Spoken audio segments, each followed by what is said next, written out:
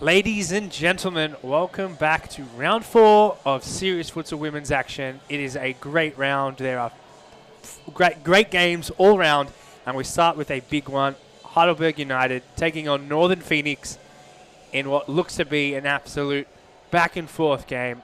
You don't know who's going to win. That's a new top, I think, from Paige Daly in the backline. It's a really nice goalkeeper jersey. Phoenix to start with the ball. The lob through, good header down. Tanaka. Salakides back to Chincotta. Out wide.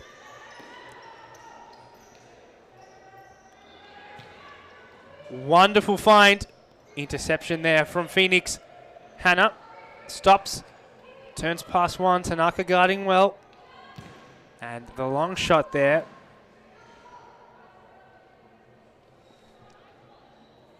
From Sposato. She might get another one from this corner. Instead goes in. Tanaka deflects out.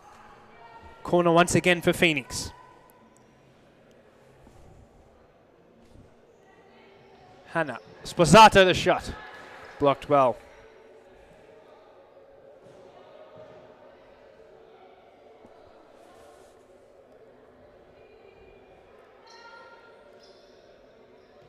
An absolutely wonderful Phoenix squad with the returning Jess Giovinazzo, Christine Hanna, Holly Sposato, Annabelle Majanos, and Alana Shooter-Shanley. Chincotta intercepts. Tanaka, the strike, and a great save there from Giovinazzo once more. Of course, Heidelberg, Paige Daly, Salakides, Emily Tanaka, Isabella Chincotta, Paige Daly. Wonderful strike there. And of course, Anna Duong.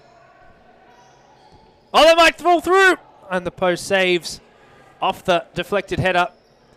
Chincotta gets through this time. Chincotta one-on-one. Giovinazzo saves. Cleared out.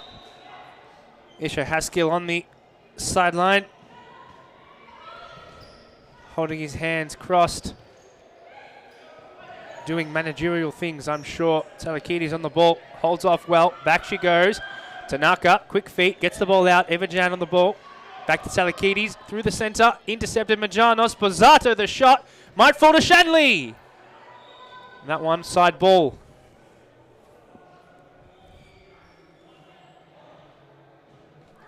Daly. Nice ball. Goes long, Jan on it. Salakides in the centre, back to Chincotta. Shanley has another try. Daly saves. Chincotta through. Jan makes the right play. Could be deadly. Tanaka. Salakides puts it wide.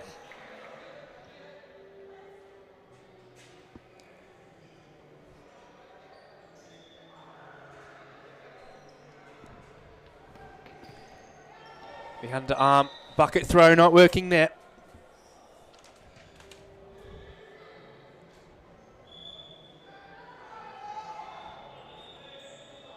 Hannah, Sposato. Into the centre. Jan clears. Close range.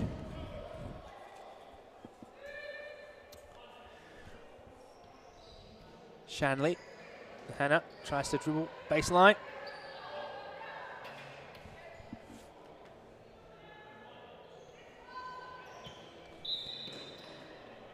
19 minutes left in this one, 0-0 so far. You could say Phoenix have had the more daring opportunities, but Heidelberg themselves have had a few one-on-ones. Jess Giovinazzo coming out, cleaning it wide. Paige Daly, the block. Chincotta, this one in the centre. Hannah, the goal it is! Christine Hannah.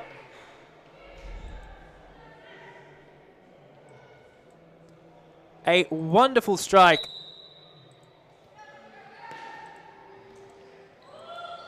And we'll get vision on that.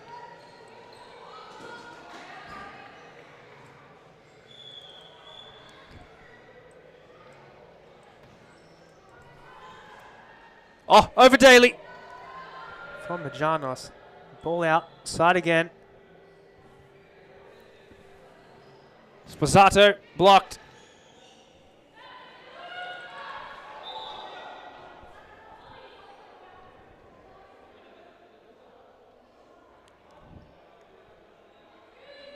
Sposato might get another one. That one over the top. Majanos the strike.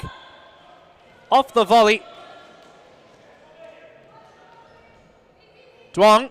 Pass one. Pass two. The block from Sposato.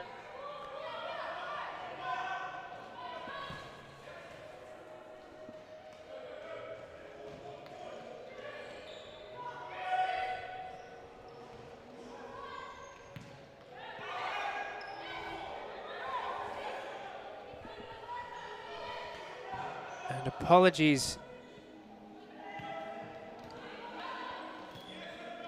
Tanaka in the center.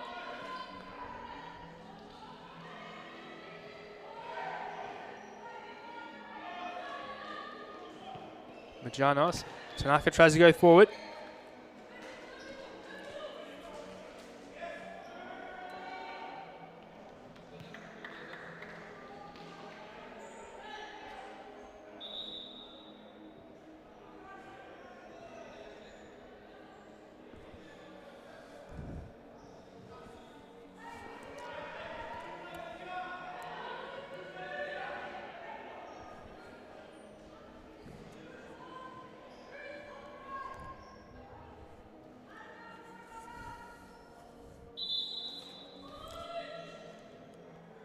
Seems to be some okay jewelry from Paige Daly.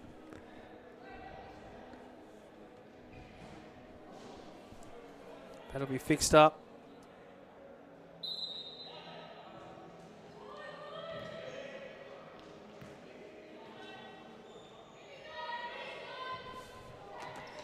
Nuri, Bagang clears it into the center. Salakides bursting forward. Nuri back to Jess Giovinazzo. Lobbed into the center. Picked up again from Phoenix. Sposato. Composed. Dispossessed. Salakides the strike into the hands of Giovinazzo.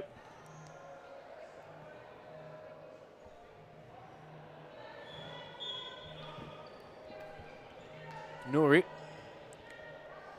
Can't make much work with it on the wing.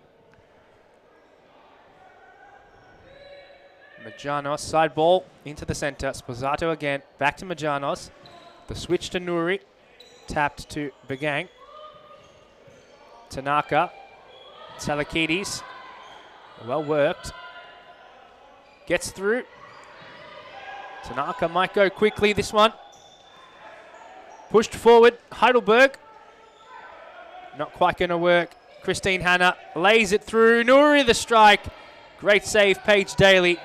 Heidelberg on the counter. Bagang strikes. Corner it is after the last touch from Christine Hanna.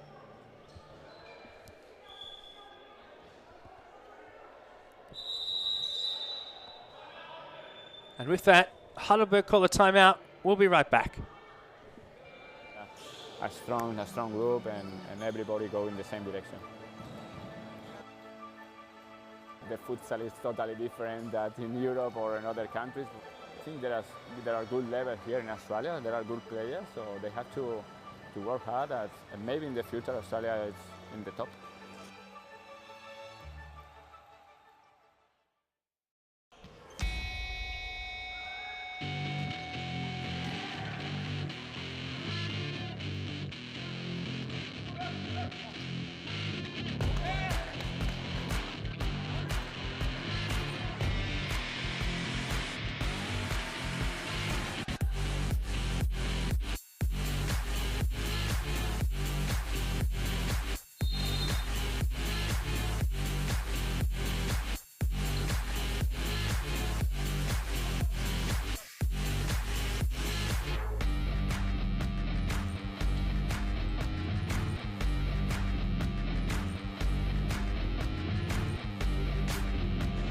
Back into it. Corner Heidelberg. The strike from Bagang.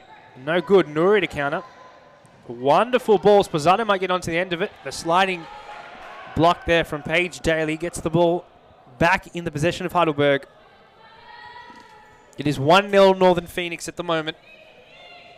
Daly rolls short. Salakides on the ball. Can't get forward. Nuri blocks well.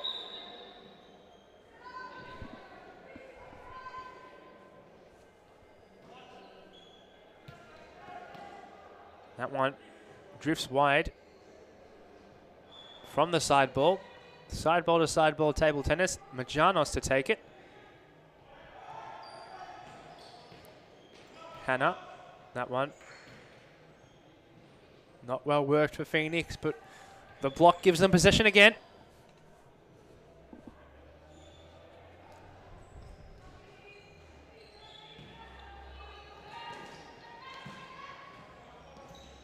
Nuri, past one. Gets the ball to Sposato. Plays it back. Timel.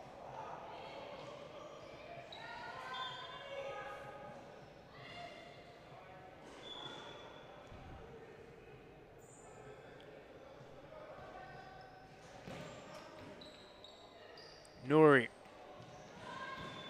puts the ball into the hands of Paige Daly, goes for the kick. A tough effort. Giovinazzo, the throw.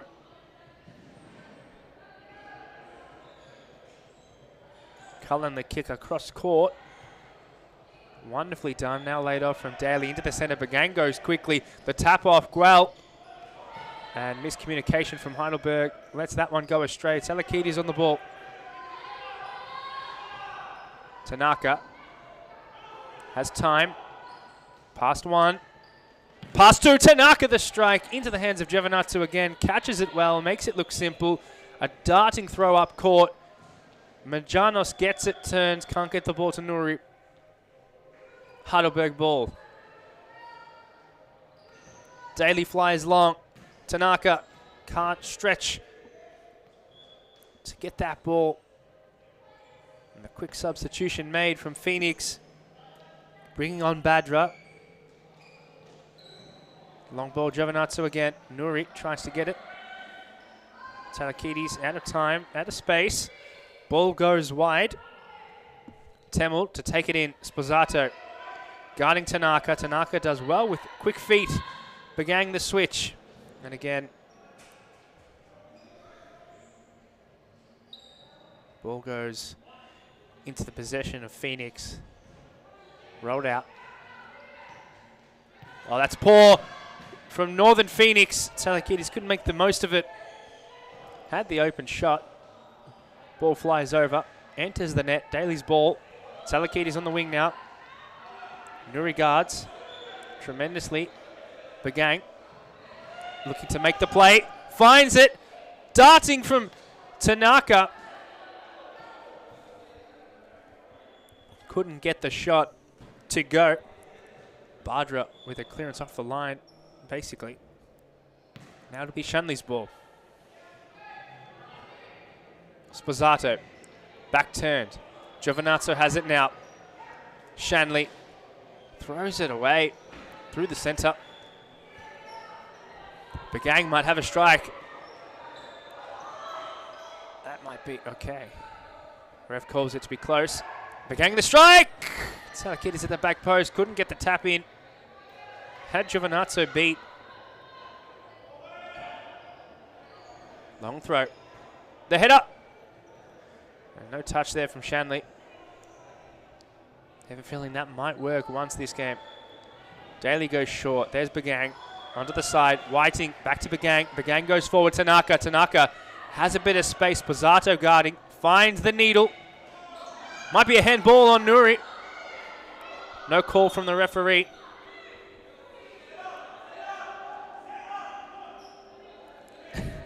Shahaskill screaming to his girls to set up for the corner. Whiting to take it. Bagang the strike. Once again, can't hit the target.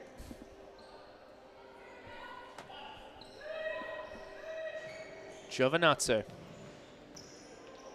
That one flicked on.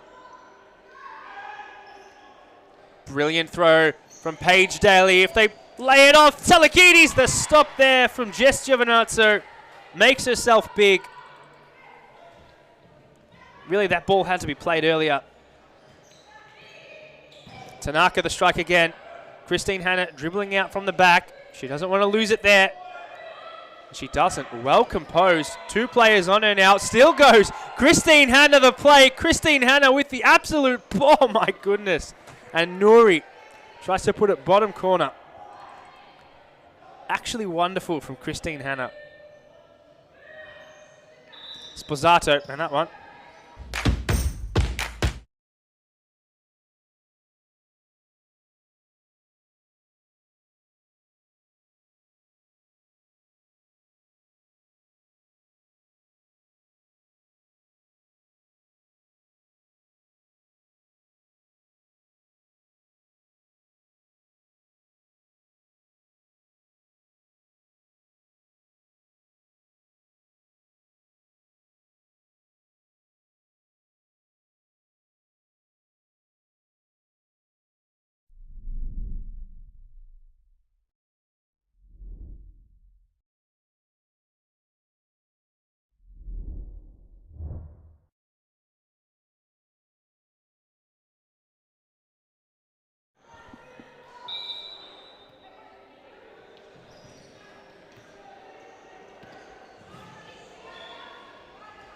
Tanaka, Whiting, held.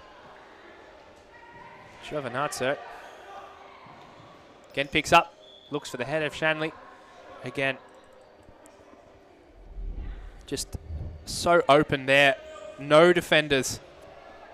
And Salakides just needs to tap it in after that initial miss. There's Duong.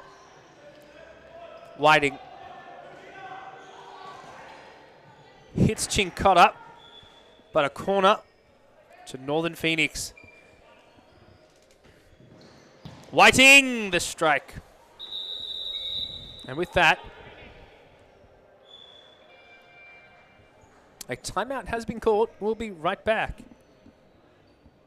There are good levels here in Australia. There are good players, so they have to work hard.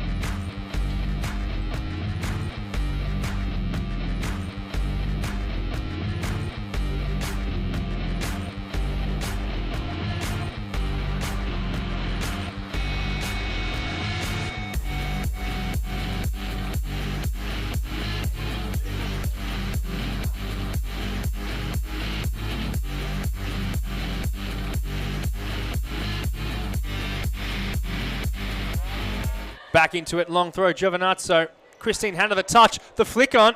Still Christine Hanna. Has been wonderful this game so far. Plays it back. Sposato out wide. Shanley the touch. Tries to make some magic. Pass Duong, won't work. Tanaka now. Threads the needle. Duong!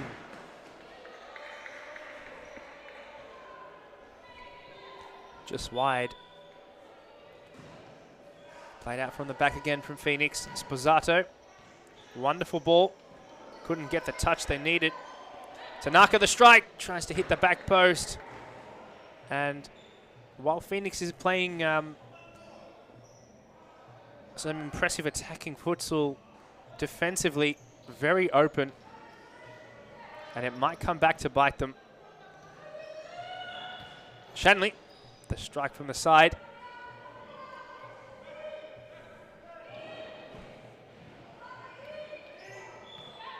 Tanaka holds up, play well. Heidelberg ball again.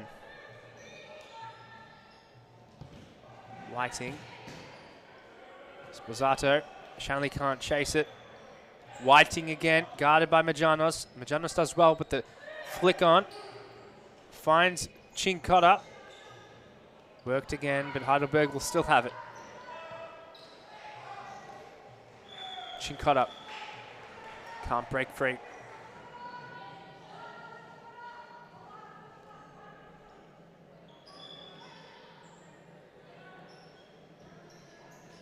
Majanos, the interception. Needs to be cleared. Shanley does it. The last touch off Heidelberg. Hannah on the ball. Majanos still pushing forward. Chinkota. And the defense again might come back to bite Northern Phoenix. Whiting recovers well. Hannah counters. Oh, past one. Christine Hannah keeps it in but slides. Sposato in the center. Majanos. Nuri the turn. And the save from Paige Daly. Phenomenal.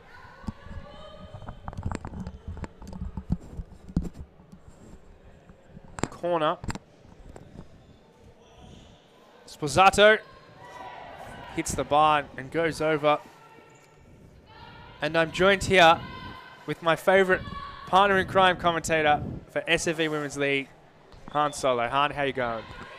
It's been going great here, Josh. Oh, no way! I have to cut you off. I'm so sorry. The absolute wonder strike and Heidelberg lead for the first time this match. I mean, it's been a whole story of Northern Phoenix struggling defensively. Tanaka holds up, and there's enough space there for Whiting to make that bottom corner. Jess Giovinazzo could do nothing about it. That's a dynamic duo that we will see brew in this season. Emily Tanaka and Amy Whiting. How many times have we seen them both either assisting each other or scoring? It's incredible. They need to be up top at all times for Heidelberg this season. Yeah, too many times to count. Begang now goes wide. And Tanaka makes the play, looking for the back post. Duong just not there. And this has been a game where Northern Phoenix have been really good going forward, but defensively lackluster. I think that's taken a touch, maybe. No. No, I think Paige Daly purposely got herself out of the way. We saw a similar goal perhaps last week against Fitzroy. Oh, dear. Oh, dear. And that's a goal. And again, you have to ask questions about the defense. I mean, look at that. So much space. The initial save, Giovinazzo good, and that is quite unfortunate. That own goal. It's 3-1 Heidelberg. Northern Phoenix. Josh, in that last passage of play, Christine Hannah, she was really confused of who she was going to defend on that occasion. That was a very odd defending going on for Northern Phoenix. I will say, going forward, again, they've been so good. Christine Hannah, particularly going forward, really good, making great options, dribbling past 3 or 4 players, but defensively, they need to get, they have to mark someone, or at least mark the space. They just got to communicate. Okay, you've got this player, I'll have it. You can't just rely heavily on Giovinazzo to ensure it. She's, obviously coming in from a few weeks break. It does take a while for you to get into the rhythm, especially with a few new players on your squad, just to kind of get them into the direction that they need to be. But Heidelberg, they're absolutely capitalizing on the poor defense that Northern Phoenix are showing right now. Sposato makes the play forward against Alakides, intercepts that one long, the header, one back from Northern Phoenix. Nuri, the strike! And deflections like that, no matter how good of a keeper you are, can always beat you. Paige Daly, haven't had the greatest 2 weeks, but been pretty good this game. Nuri just can't get a tap on that into the back of the net. They've just been very close games for Heidelberg. So for them, it's just been a tough task, but they're really up to the challenge this season, ensuring, that they're fit for perhaps the second half of the season. May work in their favour as they keep on building. Side ball, Heidelberg. Oh, apologies. Free kick. That was a foul. Interesting. Well, Heidelberg will have it. Begang might take a strike. Has Talakides to her left. Goes for the left option. Stuck in the corner. Giovinazzo gets the touch. And Duong comes in a little bit too aggressively. That ball trying to be thrown as a counter. Instead, return back. 20 seconds left in this half. Giovinazzo Majanos. They need to get something coming into the second, and that doesn't look like they will, unfortunately. Daly rolls it short, and with that, it'll be the second half. It is Heidelberg leading 3-1 against Northern Phoenix. Don't go anywhere. This game could change really quickly. There are good levels here in Australia. There are good players. So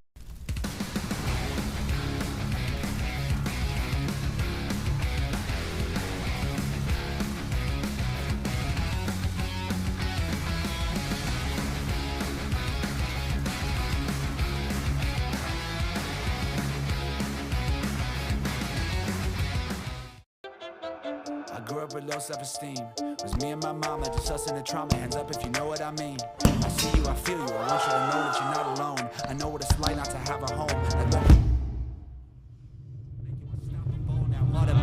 Feel like I live in the end zone. I'm the one leading the drives. The crew riding around in a Benzo. Red I'm in charge of my own fate. Left the excuses behind. Now I'm the illest violinist alive. I took the pain and I thrive, but look at me now.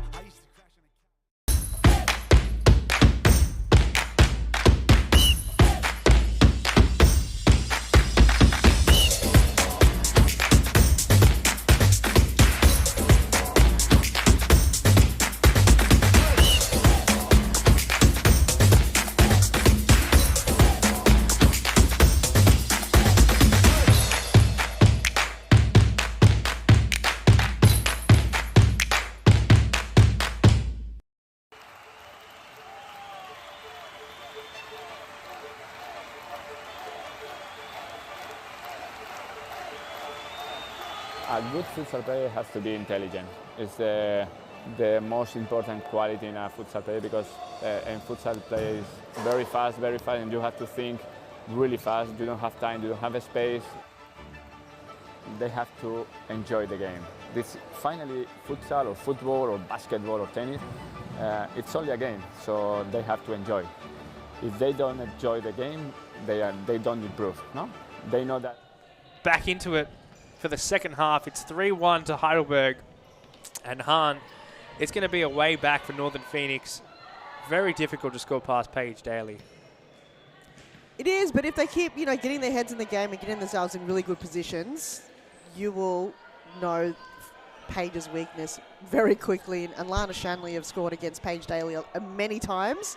So I'm sure, if anything, I would give the ball to Alana Shanley if you want more goals for Northern Phoenix. Absolutely, but again, it's that losing the ball and then defensively not recovering that has caused the most woes for Northern Phoenix. Wonderful there from Heidelberg to play it through. Still on. Tanaka. Bagang might get the strike. Blocked there from Shanley and then cleared. Had time though. Side ball, Heidelberg. Tanaka to take it.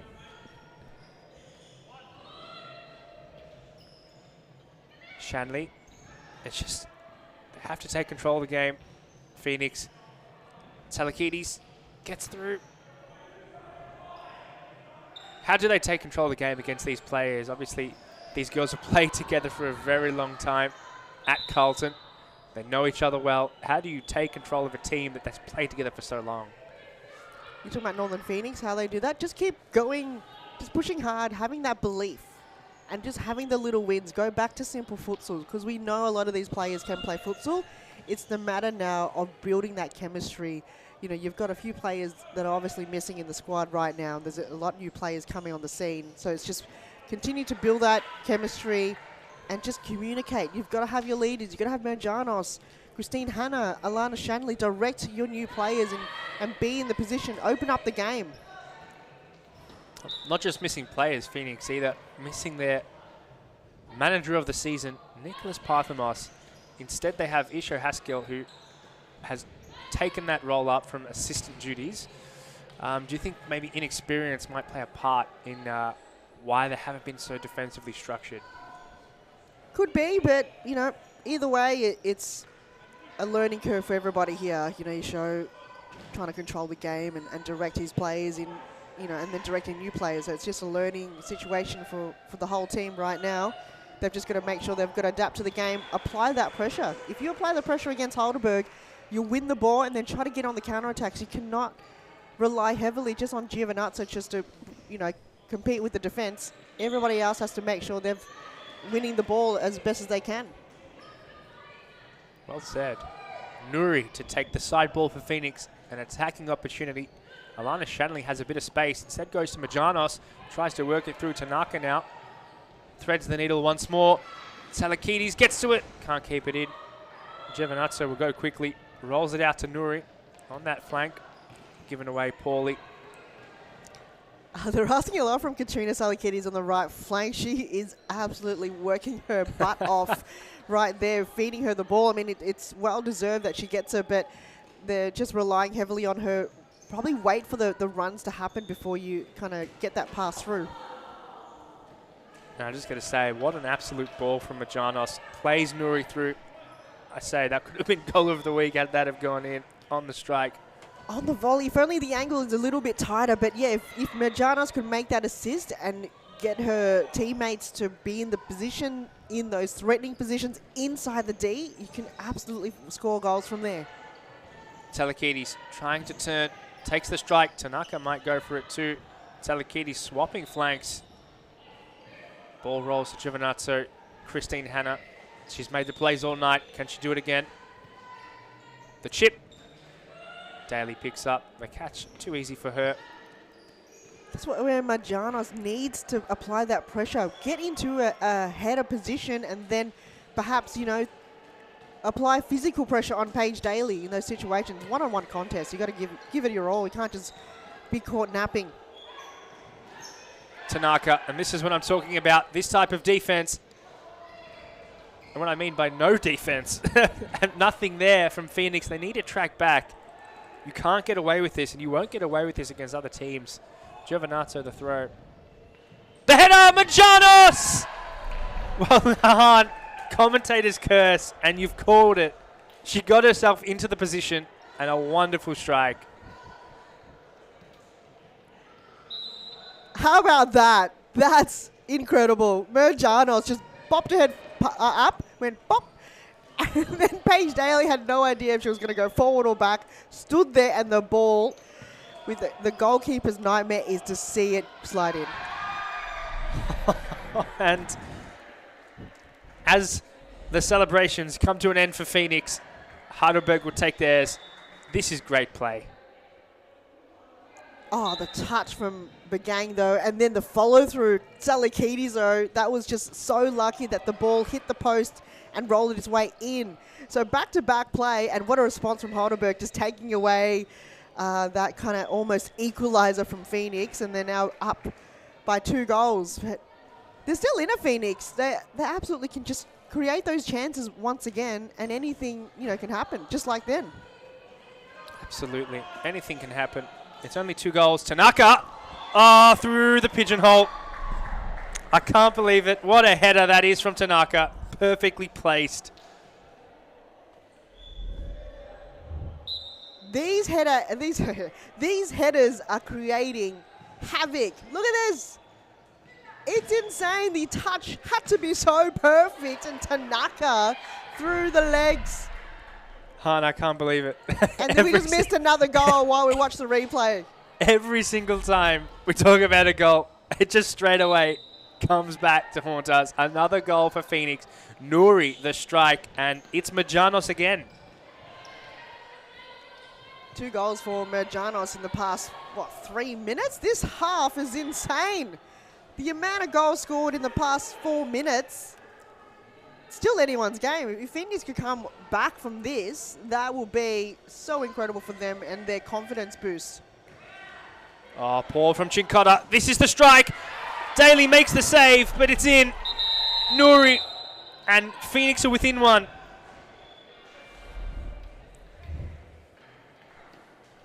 This is a momentum swing, and Heidelberg had enough. They've just got a timeout as we're watching the replay here. That was poor defensive passing, and then it just punished them.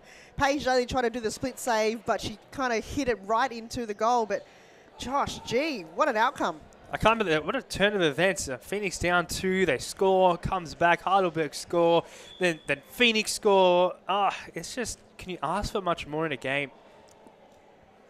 They're just building chemistry right now, and Nori finally opening up with those chances. Heidelberg, I think it got a little bit too confident for them. They got those goals to get them in the lead, but we know how quick goals can come in futsal. And for them to be now only a 1-goal buffer with Phoenix, their confidence is building. Absolutely. Look at this. This is just very sloppy. Too risky. Too risky from Chincotta. She just had to get rid of it. And she's not one to usually make those mistakes. Again, 5-4 the first game. It's so close. 15 minutes left, and then we have Preston take on Fitzroy in, I think everyone wants to see that game. Then we have Western take on Evolution, and everyone wants to see that game. And then AKU take on Hart. It's going to be a blockbuster night.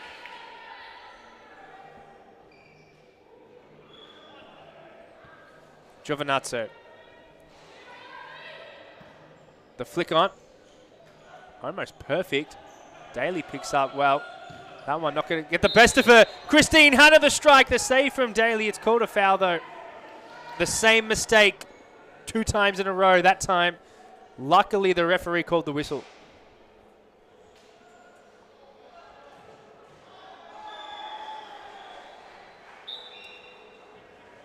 Begang.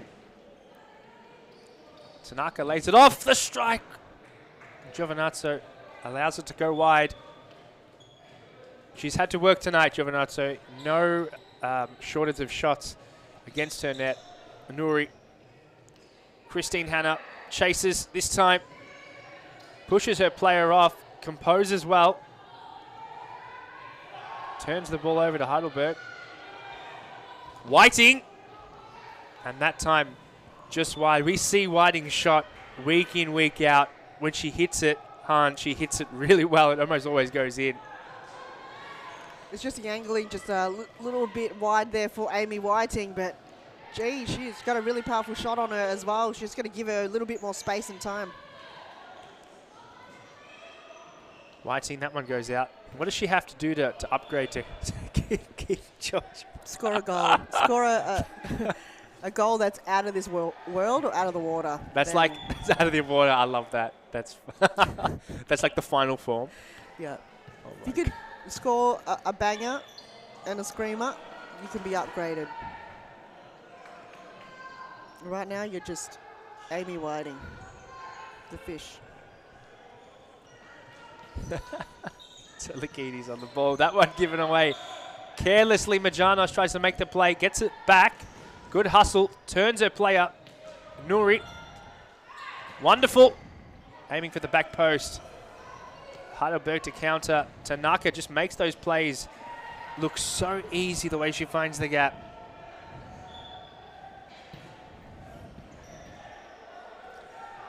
Emily Tanaka, you're talking about, intelligence in futsal. That's to a T. She knows when to go and when not to go, and that's, as a player, it's hard to execute. It's hard to, make that move, and she's just so smart about it. Whiting! Almost the top corner. Oh, you see Shanley going right behind Paige Daly, setting up though, but Whiting got in the way. Shanley is looking for a goal. Nuri, Shanley, Sposato, the strike! Takes the deflection. Corner it is, Northern Phoenix. If they can get a clean strike, they might have some luck beating Daly. Sposato puts it wide. Once again, Heidelberg on the ball. Wrong. The deflection again on Phoenix. This is dangerous. Tanaka, the play perfect. Salakides running. Oh! Oh my goodness. That was colossal. Jeez. If you're going to go up against Paige Daly that hard, are you showing a replay? No. We got a replay, all right. Here it is. Charis will let the game go on, but this is just the kapow. Like, knock. you know you are going straight into the keeper. Like, Yeah. there's no doubt about it. The keeper is you're defending your D. You can't really leave it without, really getting a handball called. So you're kind of protecting that space. So you can't call for a foul if you're the one coming hard on in front of the keeper. But yeah, it was tough. These players are really bringing on the physicality right now. I just think about hitting that, the floor. That would hurt a whole bunch. You'll learn from that. If you're not used to futsal, you don't need to jump that high. You know what I mean? The ball is heavy. You don't need to allow the ball to be that bouncy. It's going to make its way, ground level regardless. You don't need to be jumping up and down. And it's so dangerous because the court is so hard. So if you fall, it's like falling on concrete. And a familiar name returning to Northern Phoenix, Tanzila Surati on the court, making a comeback in Northern Phoenix colours. It's been a while, Surati. It's good to see her back on the court for Phoenix and just bringing more dynamic to the game and a bit more experience to what the Phoenix game plan brings. Seems like they've brought a couple of players who used to play for Hume over to this club. I think Temel played for Hume as well. In that old club that unfortunately is no longer with us. But if they do go ahead and get a women's second league, that'll be, I hope to see Hume in that. That'll be a great thing for development for women's futsal, definitely. It's good because you're taking it serious, but it's also not to the extent of the quality and the caliber, of this. It's really high stakes sometimes when you're playing Wednesday futsal against really top tier teams. So that allows you a bit more, I wouldn't say practice, but just more freedom to allow you to work on your craft before you head on to, the top league, which is serious futsal. Yeah, of course. I mean, there's a big, when there's only one league, it's so hard to often break that gap and make it into the league, and it's also daunting, as you say. So I think it'll be a good step in the right direction. Phoenix, side ball, Tanzila to take it. Shanley breaks free, not quite. Duong, Salakides, Tanaka. Ah, almost. Whiting gets control of it into the center. Tanaka again has space. Tanzila blocks. Shanley clears back. The ball goes to Northern Phoenix. Long throw, Giovinazzo looking for the header. Duong again, out wide. I swear Salakides is just absolutely pacing it on both wings. Every single time she gets the ball, it's just an absolute run in the straight direction. She can also control the ball. That's why they rely on her. But the pass towards her, it has to be perfect for her to be able to get the cut back in. She's such a good winger. She knows when to run and time it well. The only thing is the cutback passes just hasn't been that accurate, and they've got to have someone in there in the back post to allow her to go wide if she needs to. Nuri takes one, pass two, Still Phoenix. Pozzato the strike, maybe. No, through the legs. Makes the play, and the back post was the aim, but it's a free kick. And is this a dangerous position, Hunt? Going to have a good wall there, Heidelberg, just make it a little bit more difficult for whoever's taking the ball. We've got both Tanaka and Salakides. The strike, it's in! Northern Phoenix rise from the ashes yet again, and it's the free kick from Nuri that does it. I've got to say the wall has to be perfect. It's not. Look at this. Why did Anna De Wong step back? What was going on in her mind right there? Maybe it's just a very powerful shot. Jeez, What? and that's 5-all. In the world where you step back from the wall. She's going to look back on that and went, I don't know why I left it. Oh, game on. 6 minutes to go. Phoenix, they've still got a heartbeat. And if they come back, they were trailing by 2 goals at one point. Yeah, and this is just, they were leading the game, I think, early on, just in general play. And then Heidelberg came, really took advantage of some poor defense, and now Phoenix have found their, I guess, structure laid onto the game, better late than never. And with momentum, they might just take this. Pozzato goes wide. So if Heidelberg loses this one, they would just be in 6 or below place. Wow. And Northern Phoenix are just above Heidelberg on 5th place, just purely from goal difference.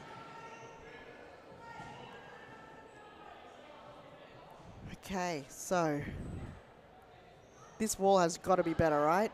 Oh, you'd hope so. You know, you can't make the same mistake twice.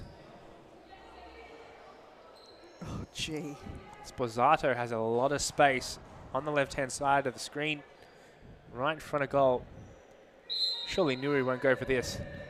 It's Pozzato, the strike, blocked well. That's a lot better for Heidelberg. A better outcome.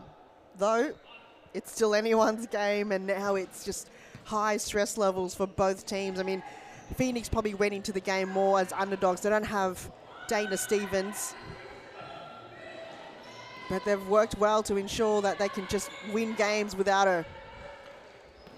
Absolutely. Oh, that's wonderful play. Christine Hannah finds Majan. Oh, not enough power on that strike. Dana Stevens would have been very much just an instrumental player in this team and would have changed the whole dynamic of the game, but obviously she's not here. They also don't have Quinn, Nguyen, Northern Phoenix, and I think Heidelberg missing any players? I think that's a pretty full squad, actually. Amina Sharifi, I would say. Sharifi's good, true. They probably need her. Izzy Cooper and a few of the other Heidelberg players that we saw last week. So they looks like they weren't available. So we've got the core futsal players playing in Heidelberg colours this evening. So hopefully in a few weeks' time we will see more of the outdoor Heidelberg players here on Wednesday evenings, and I'm sure that will bring more to the game, more different talent that we can see. You think they'll bring the outdoor Heidelberg players? They did last week. Oh, the slide tackle from Christina. Brilliant. A little too good. Takes out her own player. Who did they bring from the outdoor squad last week? We'll have to confirm. You have to confirm. It's definitely Izzy Cooper, and there was another player as well. Well, I'd say if they can bring that quality into the league, it just benefits everyone. Bagang on the ball. Goes short. Hannah intercepts. Pass her player. Christine Hannah. Double teamed maybe. Still gets the ball off. Heidelberg to play. 3 minutes left. And Pozzato the block. What's the most important thing in these last 3 minutes for these two teams? To score or to defend, Hunt? Josh, Heidelberg just has to score. Heidelberg has to score. Why Heidelberg? I'm just saying if they want to win, if they have to score now. It's been quite a long time coming in since they've scored. And Phoenix have just been able to have the upper hand in the momentum in the past couple of minutes of the game. But it's just for them, they just haven't been accurate. That free kick earlier really just kind of brought the game more alive. The sense of urgency is absolutely there for both of the teams, but it's just very stressful now because every little mistake will cost you. Oh, it's put wide from Whiting. And I will say this, just adding on to your point, you do not want to go to penalties against Jess Giovinazzo. I think that's also maybe why Heidelberg need to score. It'll be the first one of this season. Whiting, Bagang. Surely Majanos gets it at the back post. Cleared through, Nuri can't get it. It's still Heidelberg. There has to be a goal, it's Tanaka. Okay, Jess Giovinazzo gets it out. Oh, the bump! Oh my goodness.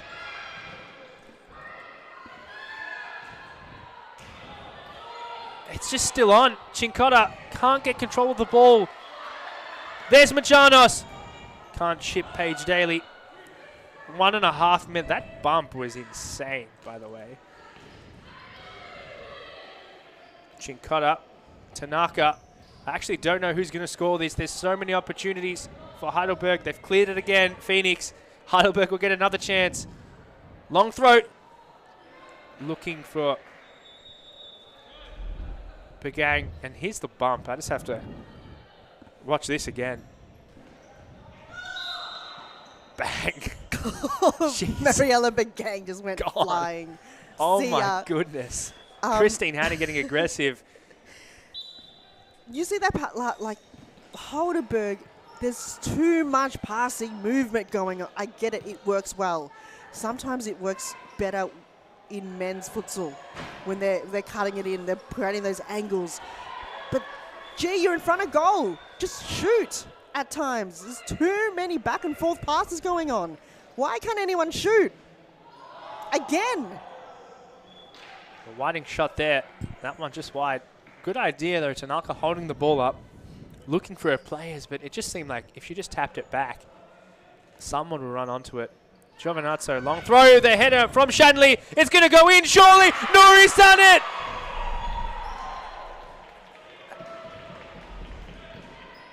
I can't tell if there's a complaint there. I think it's from the Heidelberg camp. We'll have to have a look at this goal again. Long throw, Jess Giovinazzo. It's clean header from Shanley. It's a clean header from Shanley. Nuri puts it in.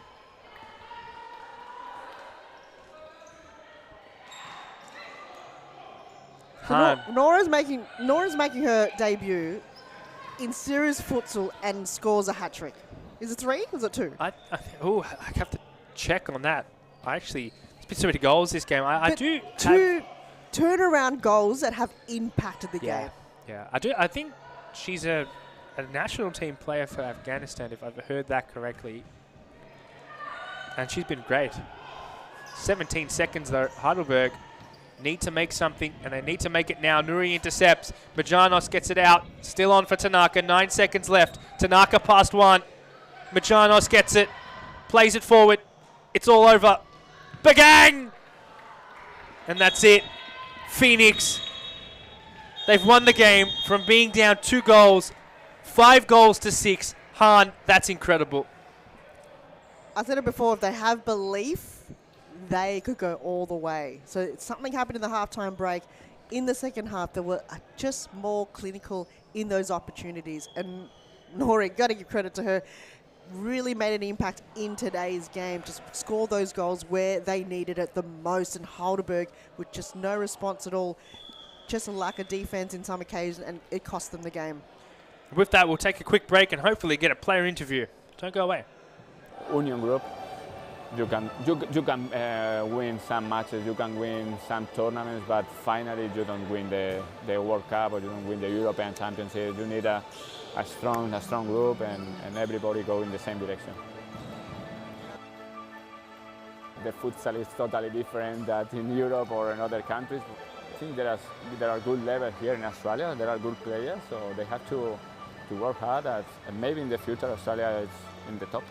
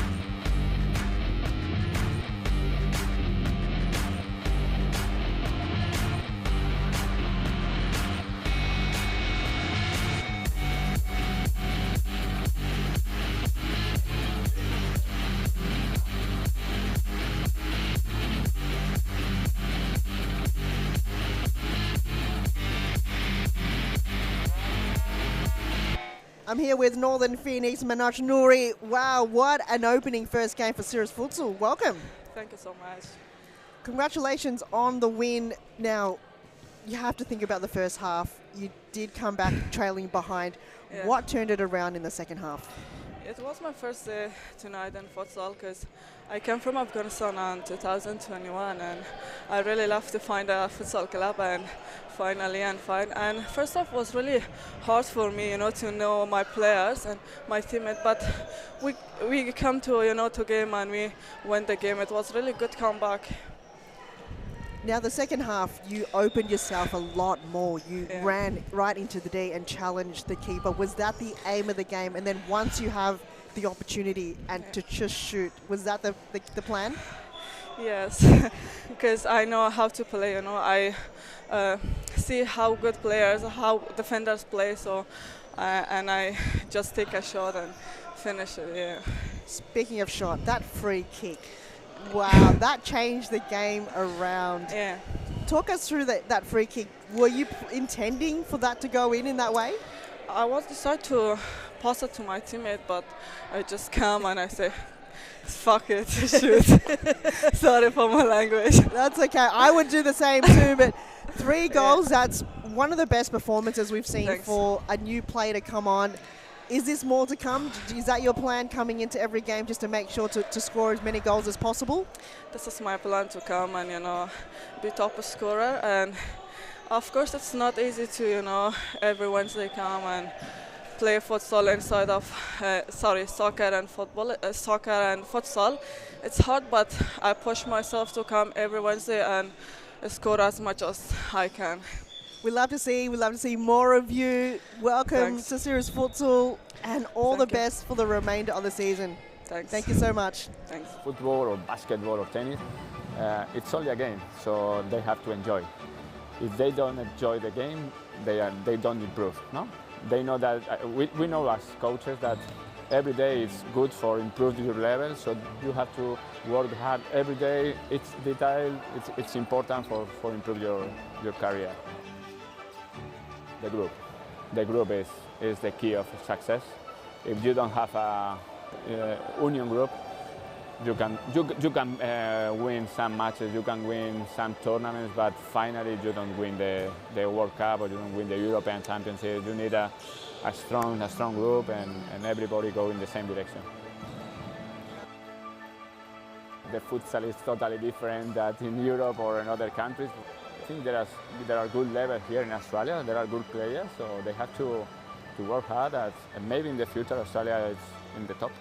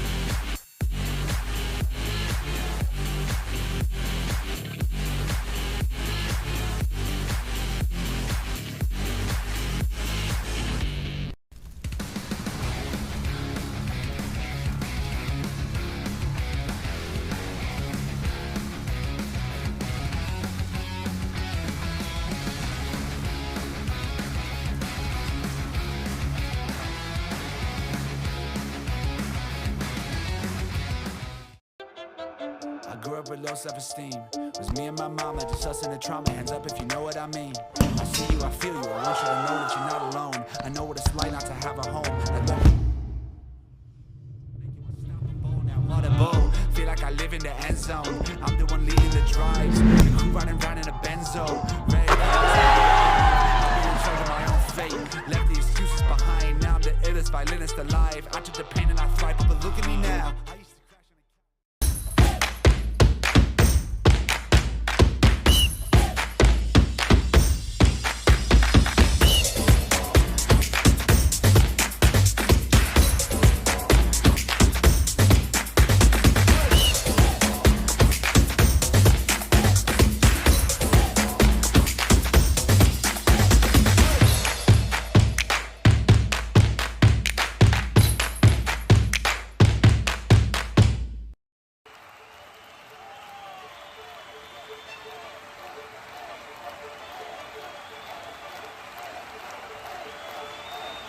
A good futsal player has to be intelligent. It's the most important quality in a futsal player because in futsal play is very fast, and you have to think really fast. You don't have time, you don't have a space.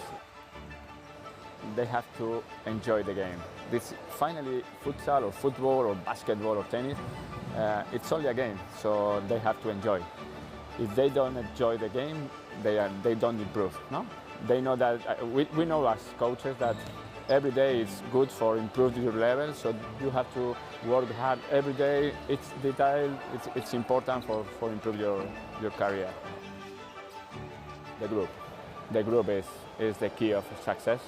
If you don't have a union group, you can win some matches, you can win some tournaments, but finally you don't win the World Cup or you don't win the European Championship. You need a strong group and everybody go in the same direction. The futsal is totally different than in Europe or in other countries. I think there are good levels here in Australia. There are good players, so they have to work hard. And maybe in the future Australia is in the top.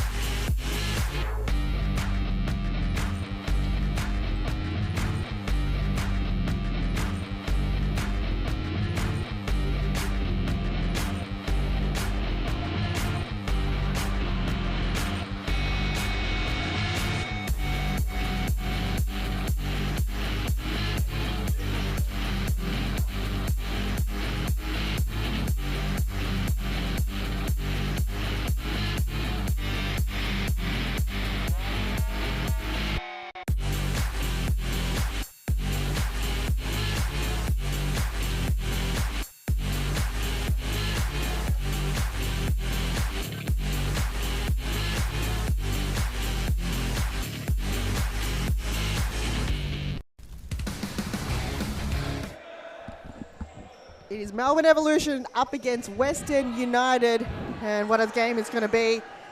You're here with Han Solo and Josh Fusco. Josh, wow, what a first game.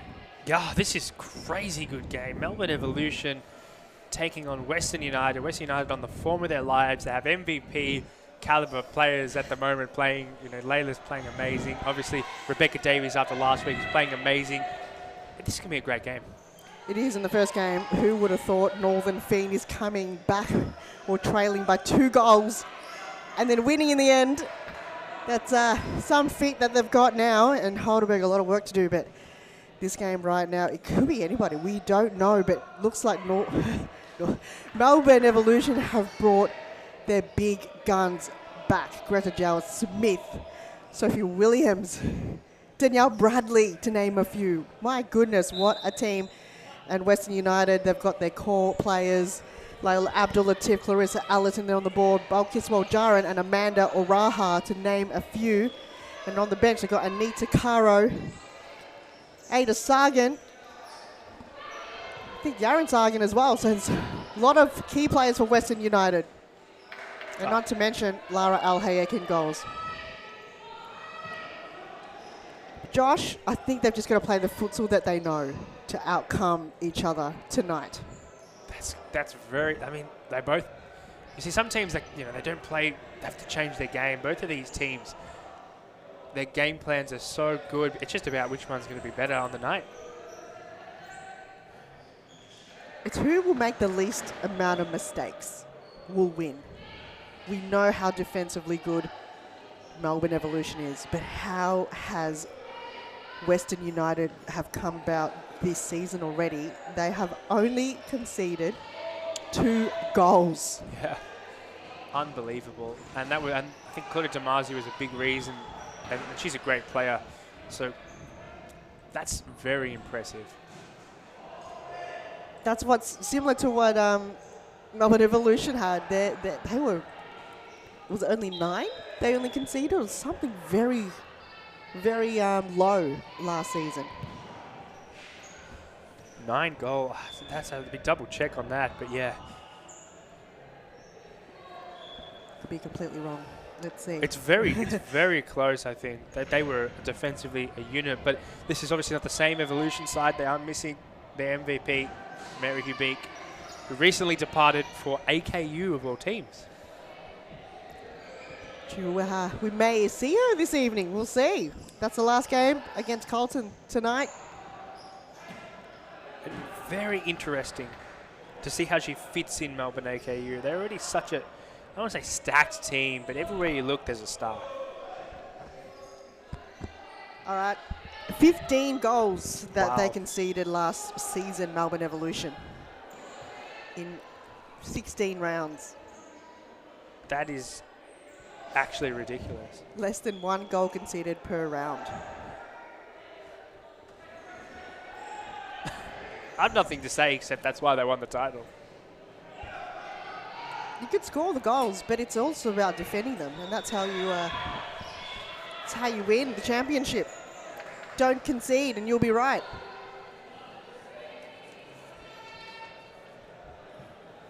The Melbourne Evolution coming from a win against 1-0 last week, 5-3. Not a bad effort from 1-0. The week before that, they had a bye. And in round 1, they were up against Melbourne AQ for the Melbourne Derby, and that was 3-1. So they want to be on top of the ladder as much as they can, and every game will count, especially in a season like this, Josh. The quality is high, and any team can beat any team. Absolutely. There's about 5 or 6 teams you think, oh, they could finish in the top 3. They could finish top 4. And 2 of them are playing today. These are title contenders. This is a title contending match. Oh, Allerton, though. Oh, and guess who came back to defend? Beck Davies. Just ensuring that if it goes past Danielle Bradley, which is there at all costs. So that's going to be a tricky one for Western United to pass tonight, as well. Jaren couldn't find a teammate, and the move is on for Evolution. Intercepted there by Abdul Latif. She's got a few options. Balkis on the right. Gets the ball anyway. Ball goes back centrally. But Evolution set up so well. The counter-attack is on. Galanos toe pokes it. And Al Hayek got a fingertip on it for a corner kick for Melbourne Evolution. Greta Jowett-Smith back on the court for Evolution. And Beck Davies could also be an option. Davies goes for it anyway. It goes wide. Oh, so far, 0-0. Plenty of chances for both teams. Looks like Evolution's got more of those opportunities, but not on target. While Jaren goes back to Abdul Latif. Rahal's on her left and use that option. It's going to go back to Clarissa Allerton. Ball goes wide. So it's been a very quick start in this game.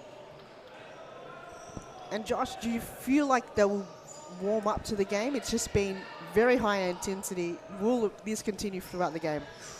That's such a tough question. I think it's a game of moments, these type of games, when it's tile decider. And who can have that moment that breaks their team free? I think you can't ask for much more than that. Layla goes down with a foul on Davies.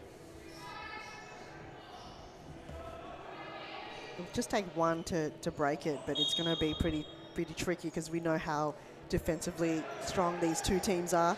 As Amanda Oraha lines up, though, deflected from Beck Davies. And it's going to be a corner kick for Western United as Abdul Latif takes a break. Allerton.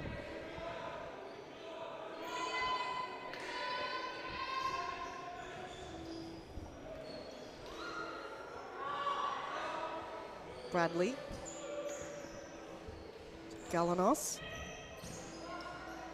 Back to Lara Al-Hayek, and it looks like Neve Kearney from AQ have now joined the Melbourne Evolution squad. So that's perhaps another transfer that we've seen in this season. One AQ for another. True. Well, it's a player swap, Direct I guess. swap. And this is one that's got under the radar. Not many people have spoken about it, but she's a great player and can add a lot to this Evolution side who, you know, at times maybe have lacked a little bit of depth, but this season have looked very strong. Neve Kearney, number 23 for Evolution. Previously for AQ. They're in the purple boots.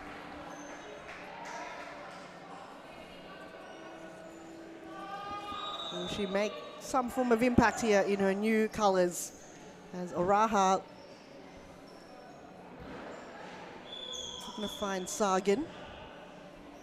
In the end, Bradley's going to bring it in. So good to see her back. I think what I heard was she was injured with a back injury or she was away overseas. I couldn't really define what information I had from whom, but it's good to see Danielle Bradley back for Evolution because we did see Sammy Dowling goalkeeping in the first 2 games.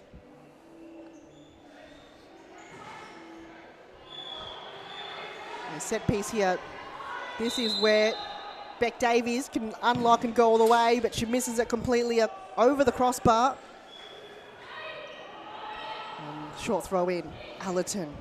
Great pressure coming from Kearney. Going to be a side ball for Western United. Decides to go short to Al-Hayek. Pressure's on again. Good movement coming from Evolution, but gets dispossessed. And Western United can go on the turnover. Sargan. Allerton's going to pass it back. And the first touch from Anita Caro almost resulted in a goal. How's that? Come on, straight off the bench. And you almost score one. And it was a curler too, Josh. I don't know if you could see it from your end, but that looks like it was going deep. Well, it was definitely a great shot. You know, I could see the shot from my end, but I couldn't quite see the curl. It looked like it was, you know, dashing for the top corner. Quite unlucky. There's Davies. Kicks it straight into Allerton. Couldn't find a teammate. Oh, what a good steal from Kearney. And another welcome back to Serious Futsal. This is one of the seasons where we've seen new players, but also returning players. Number 20, Katie Foster, on the court for Melbourne Evolution. It's been quite a while there, Katie. Oh, wow. We saw Andrea Faneca last week playing, was it for Phoenix? I'm pretty sure. And now this week we bring back Katie Foster for Melbourne Evolution. And she was like part of the first first players to play for Evolution when they came on board. And Beck Davies have asked her back on the squad for this round. Kearney to Davies. Passes one, gets dispossessed there by Balkis Waljaran. So go at it again in the far side of the court. 12 minutes remaining in the first half. Round 4 action. Davies gets a little bit of clip there from Clarissa Allerton. It's a little bit of a kind of small digs going on here with the physicality. You can kind of see a little bit of touches there As Evolution's going to reset the ball. Davies to Kearney. She's got a few options. Passes it on to Foster. Allerton defending at all cost. Back to Foster. As they win the ball back, Western United. Abdul Latif to Allerton. Play on, says a referee. Kearney capitalise on Layla Abdul Latif losing her footing, and Evolution's back on the attacking. What a shot there from Katie Foster, and Lara Al-Hayek have to outstretch with the dive. She's such an underrated keeper, Al-Hayek. I mean, she makes, honestly, Western United seem unbeatable. Well, she's only conceded 4 goals. That's a pretty big feat. 4 goals. Yeah. Oh, handball not called. Play on, says a referee. Though Evolution may have the ball back. Left boot coming from Caro, the follow-up. But look at the defending from Evolution again. They've got the numbers back and they can go and attack again. Kearney couldn't pass. Allerton brings the ball wide. And the option to go for Anita Caro wasn't there. In the end, good pressure coming from Neve Kearney. Well, Jaron under pressure there by Davies, but Allerton tries to get the ball back. Allerton attacking it at all costs, gets the ball back into Western United's possession. Davies did just enough there. So it's just a lot of pressure going up against these players right now, Josh. Absolutely. It's a high-pressure game, as we say. This is so monumentous in terms of its impact for the season. Of course, the pressure began to these players. So that stayed in. Oh, my goodness. Well, according to the referees, it did. And with the smooth foot skills of Layla Abdulatif, she ensures that it's not going to go out of bounds, even though it may look like it. I should go at it again, straight into Beck Davies.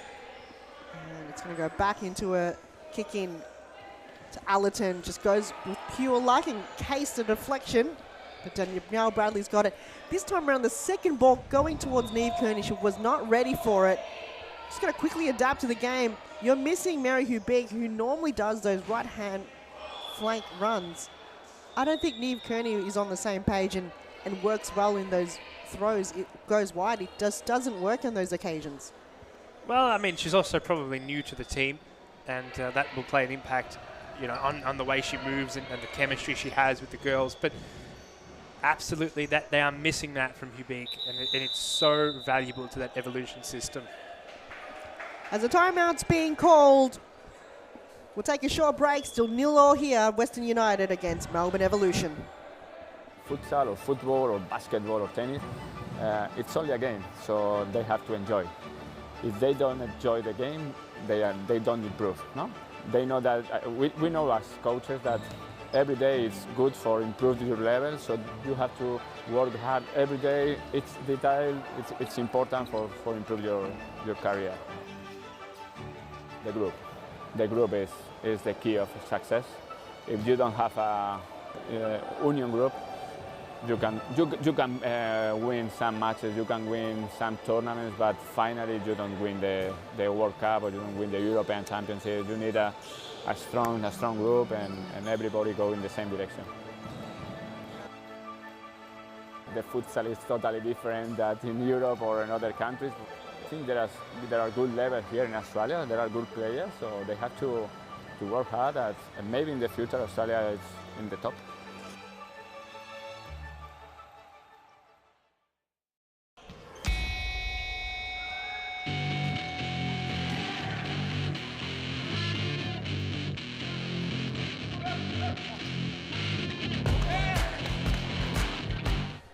A timeout call by Melbourne Evolution as it's still 0-0 here, game 2 of round 4.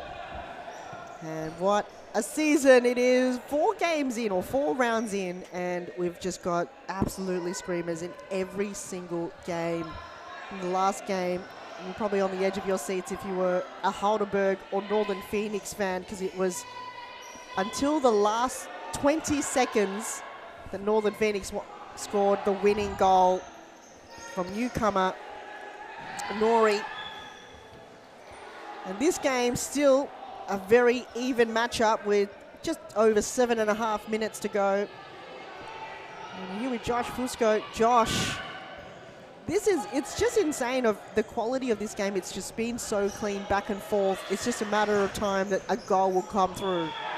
Yeah, absolutely. And I can't even tell you who it's going to be from because both teams have played well. Oh, maybe. And Williams and Greta Jowett-Smith. The technique from Lara Al-Hayek deterred her from any way to find her teammate. That was very simple goalkeeping, but executed so well from Lara Al-Hayek for Western United. Yeah, absolutely. I mean, just it's been so close. I can't explain it, but the defense has been so good from both sides that it makes these star players, you know, when they can't get past, it's just great defense, really. You've got to make sure your next move is great before you even make your move. That's how you go past the defense right now, is who's got the upper hand? Who's got the next move down pat? Because right now, the defense is reading every single play. They know when and who and how. Oh! What a save. That just touched the post, and Lara got a hand on it to deter it away from the goal. I don't know if you can see that any closer on a different angle, Josh, but she dove for it, and it was the most unconventional saves, but it worked. I don't have a different angle, but I definitely have a replay. I just don't want to go to a replay because we'll you just know. go for the next stoppage. Yeah, you just know something's going to happen. It's just one of those games. The next time the ball goes out, there it goes. I mean, here it is. Oh, it was a chip from Katie Foster, and I don't know if while she was in the air, I don't know if you could see it, but she did kind of touch it in a way for it kind of deflected. But fakey Katie, back to serious futsal, and she brings out something like that. Oh, and a save again from Lara Al-Hayek. Oh my goodness. From Beck Davies. Oh, word. I swear, if she's not in the team of the week, I'm gonna protest. I will protest with you, Josh. But she is keeping Western United in the game right now.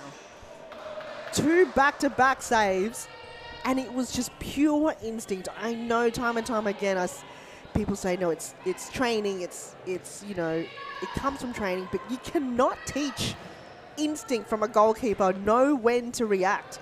It just comes naturally. You do it without thinking. Yeah, and she's great at it. Just so impressive. We saw that similar when, you know, Sammy D played for Melbourne Evolution in the past couple of rounds. It's just pure goalkeeping instincts. A lot of keepers have it, and they naturally know how to save it. And sometimes, yes, you got to teach those things. And the side netting there from Balkis Baljaren. 4.5 minutes to go. You blinked there, Josh, and already went from 7 minutes to 4 minutes, and the goal almost went in there for Femi. Long throw from Bradley, looking for Katie Foster, didn't get to her. And Lara Abdulatif is going to reset the ball, intercepted there by Davies. Decides to pass it on to Katie Foster. Oh, she is just goal hungry, but yet just unable to find the back of the net there, Katie Foster. Jowett-Smith to Katie, surely it's a goal, no! Lara Al-Hayek steps up to the plate and saves the day again for Western United. How many times can she do that? It has to be a cap. Josh, she will continue to do that. That is her role. Her purpose in life right now as a goalkeeper is to save the goal. She's doing a brilliant job. However, to win games, you have to score goals, and her teammates have to make sure that all of her hard work will pay off. Why not just go at it herself, like Liz does?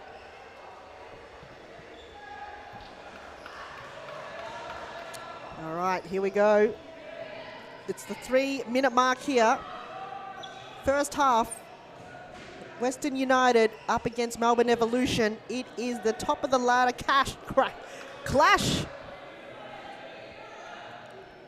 doesn't get any better than this. Western United sitting in second with Fitzroy, but that's only due to goal differences. Jarrett Smith got her chest on the ball, but somehow it hit the post and out again. That post has received so much action already this evening, and it has stopped 2 goals, Josh. Maybe the day is on the side of Western United. But it all is about to change in 2 minutes' time when they change direction. Oh. We'll see how that's going to go about when they kick on the other side. As Beck Davies looks to find Galanos on target, however, straight into the opening arms of Al Hayek. Abdulatif under pressure there by Williams. Davies comes in with a bit of artillery. And Layla couldn't find Waljaran. She takes a break for Sagan.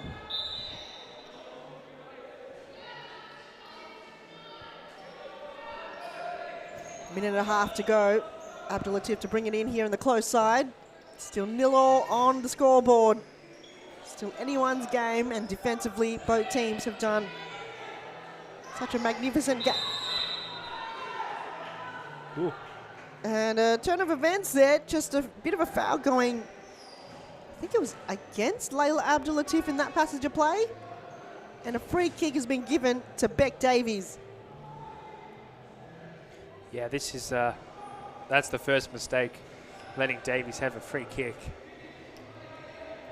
She's having a conversation between Sophie Williams, but I reckon Beck Davies could just go all the way. She's been in this situation before. Why is Sophie Williams in front of the ball? This is a very bizarre situation here. It is going to go to Williams. Oh, it's hit Jarrett Smith again. I don't think she was ready for it. And the ball eventually goes out of play. Jarrett Smith has made her positioning inside the D so good. However, just couldn't execute it in the last moment. We have seen Jarrett Smith score winning goals for Evolution before. She knows where to be in those positions. However, 2 times in a row, it's just been unlucky that it's just hit an awkward limb. 6 seconds to go. Davies toe pokes it anyway. And it's 0-0 first half of Western United up against Melbourne Evolution. Let's take a break, and the second half, more action to come here in Series Futsal Victoria.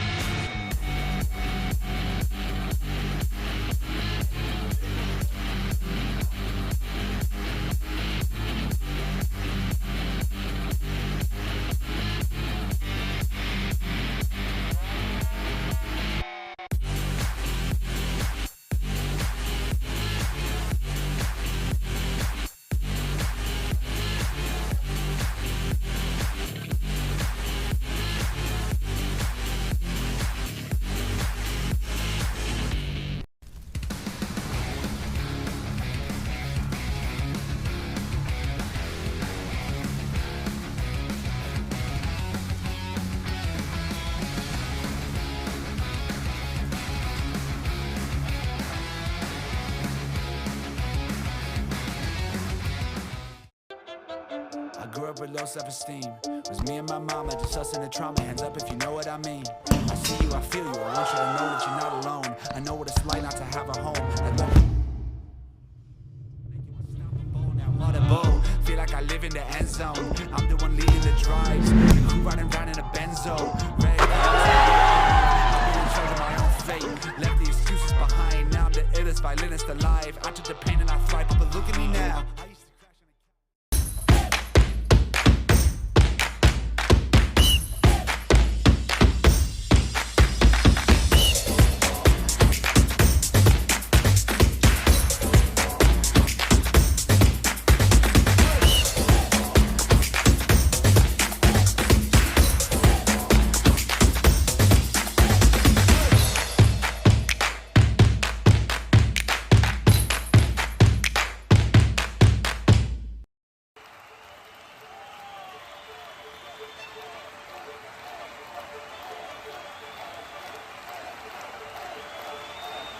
A good futsal player has to be intelligent.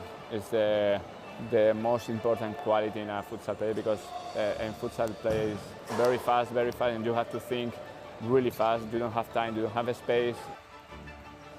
They have to enjoy the game. This finally, futsal or football or basketball or tennis, it's only a game, so they have to enjoy.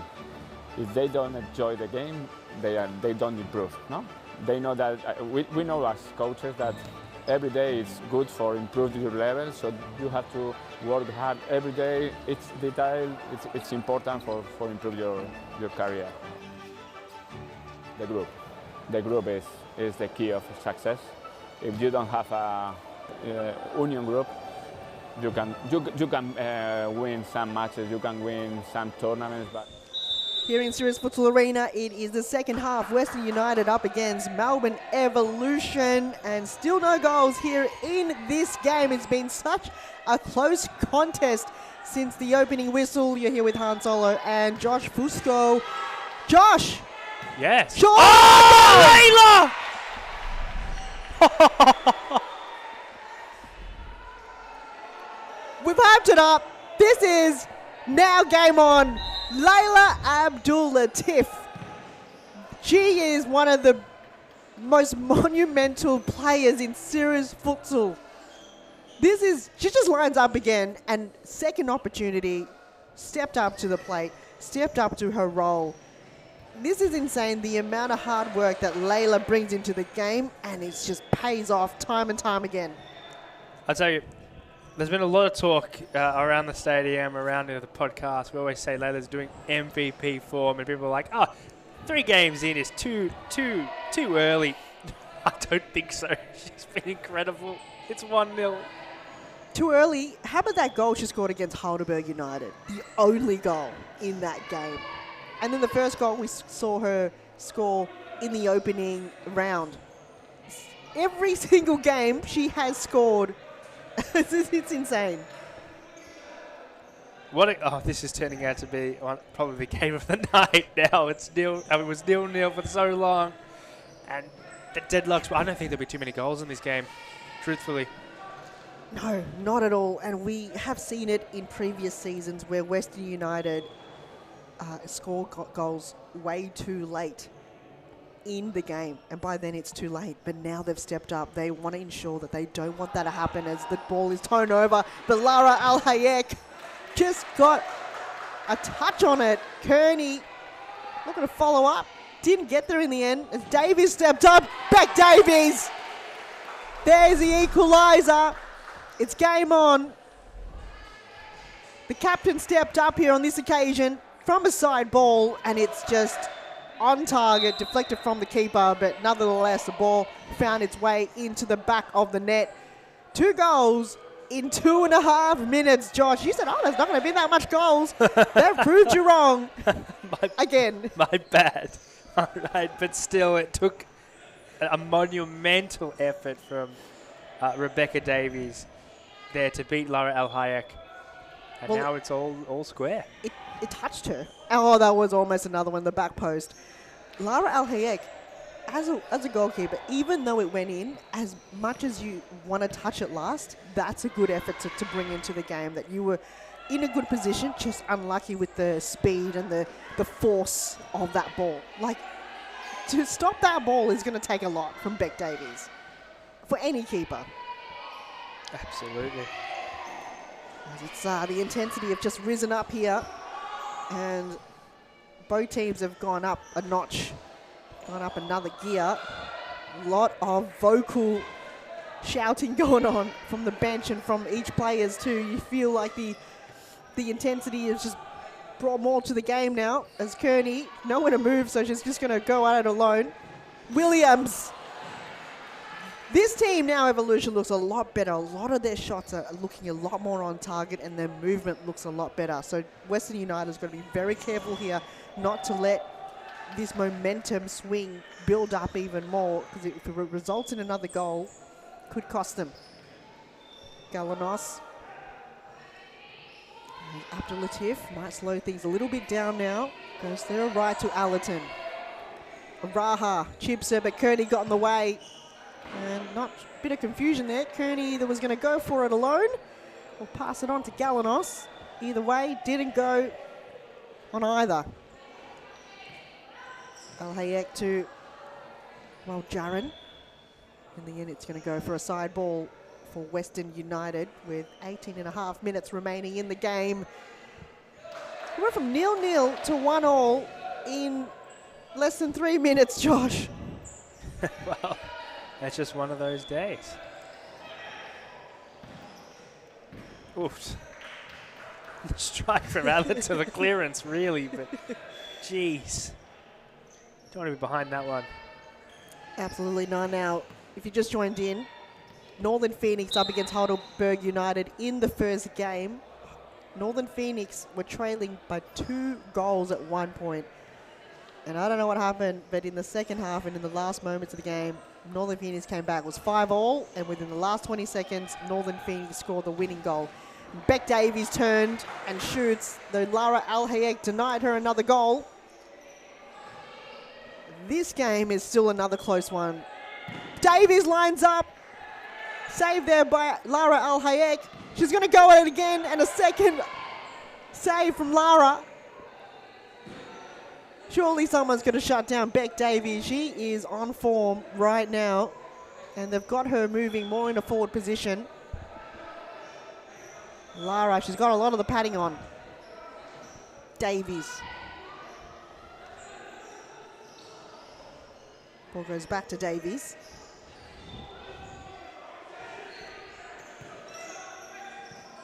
Right to Williams. And eventually they run out of time. Speaking of time, a timeout's been called by Western United. Let's take a short break with plenty of action to come right after this.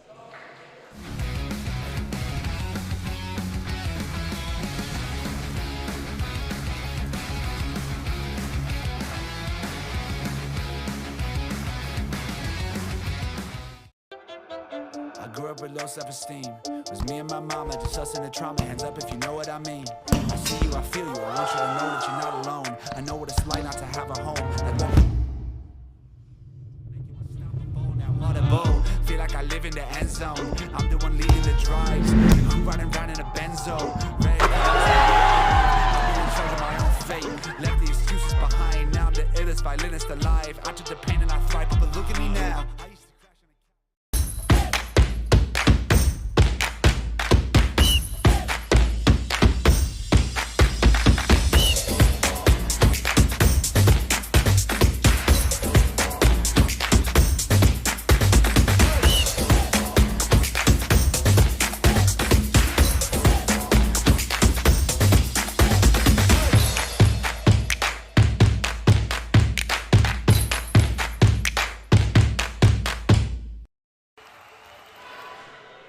And we're back, 16.5 minutes remaining in this game. Western United up against Melbourne Evolution. And it was Western United who scored the opening goal by Layla Abdulatif. And just about a minute later, Beck Davies right there scored the equaliser.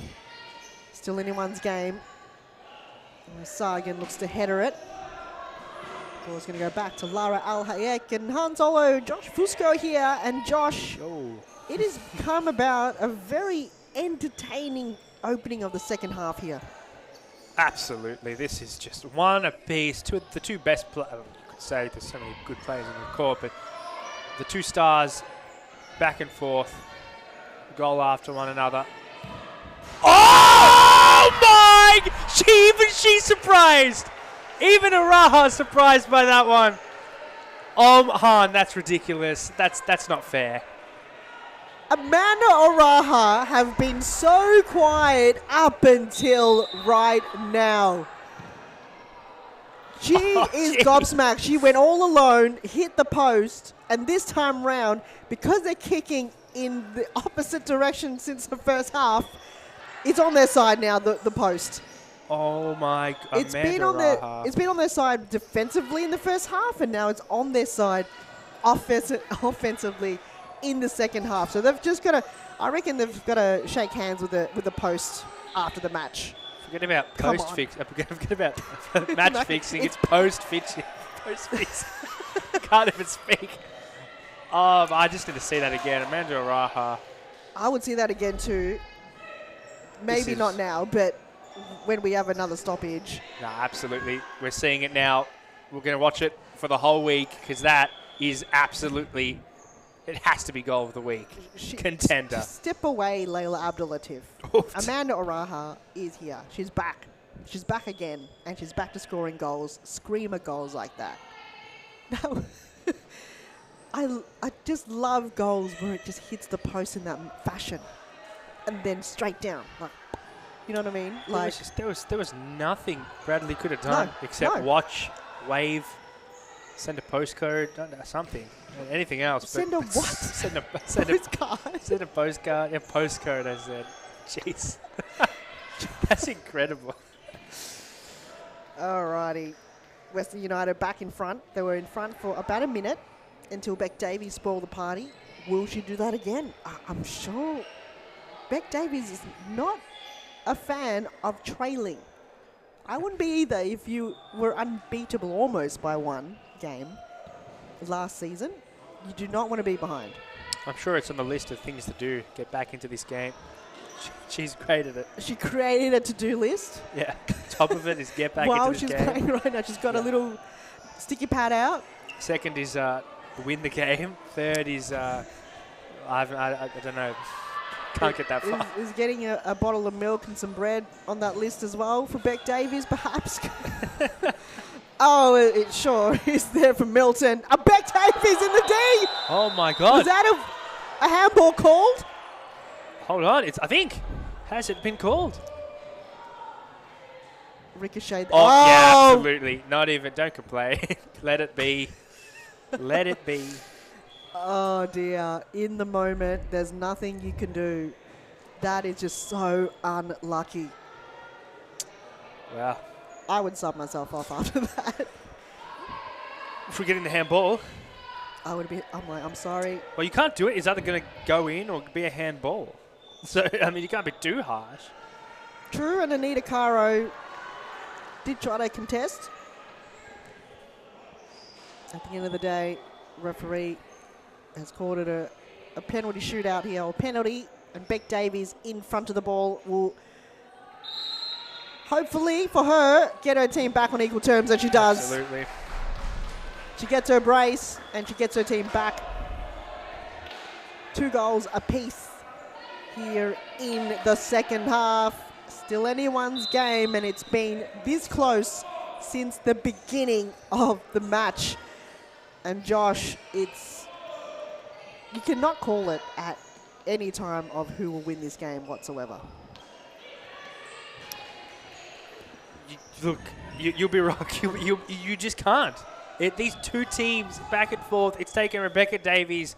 It's been so hard for her to score. She's done it. It's taken a screamer from Araha to get them in front. What's next? As Milton almost wants to get a goal herself, intercepted there. Second attempt. What and a save. Lara Al Hayek is doing what she does best. God's work. She's doing the work of many right now. As intercepted there, Lara Al Hayek. Beck Davies came back on board and defended it. So that is pure hard work.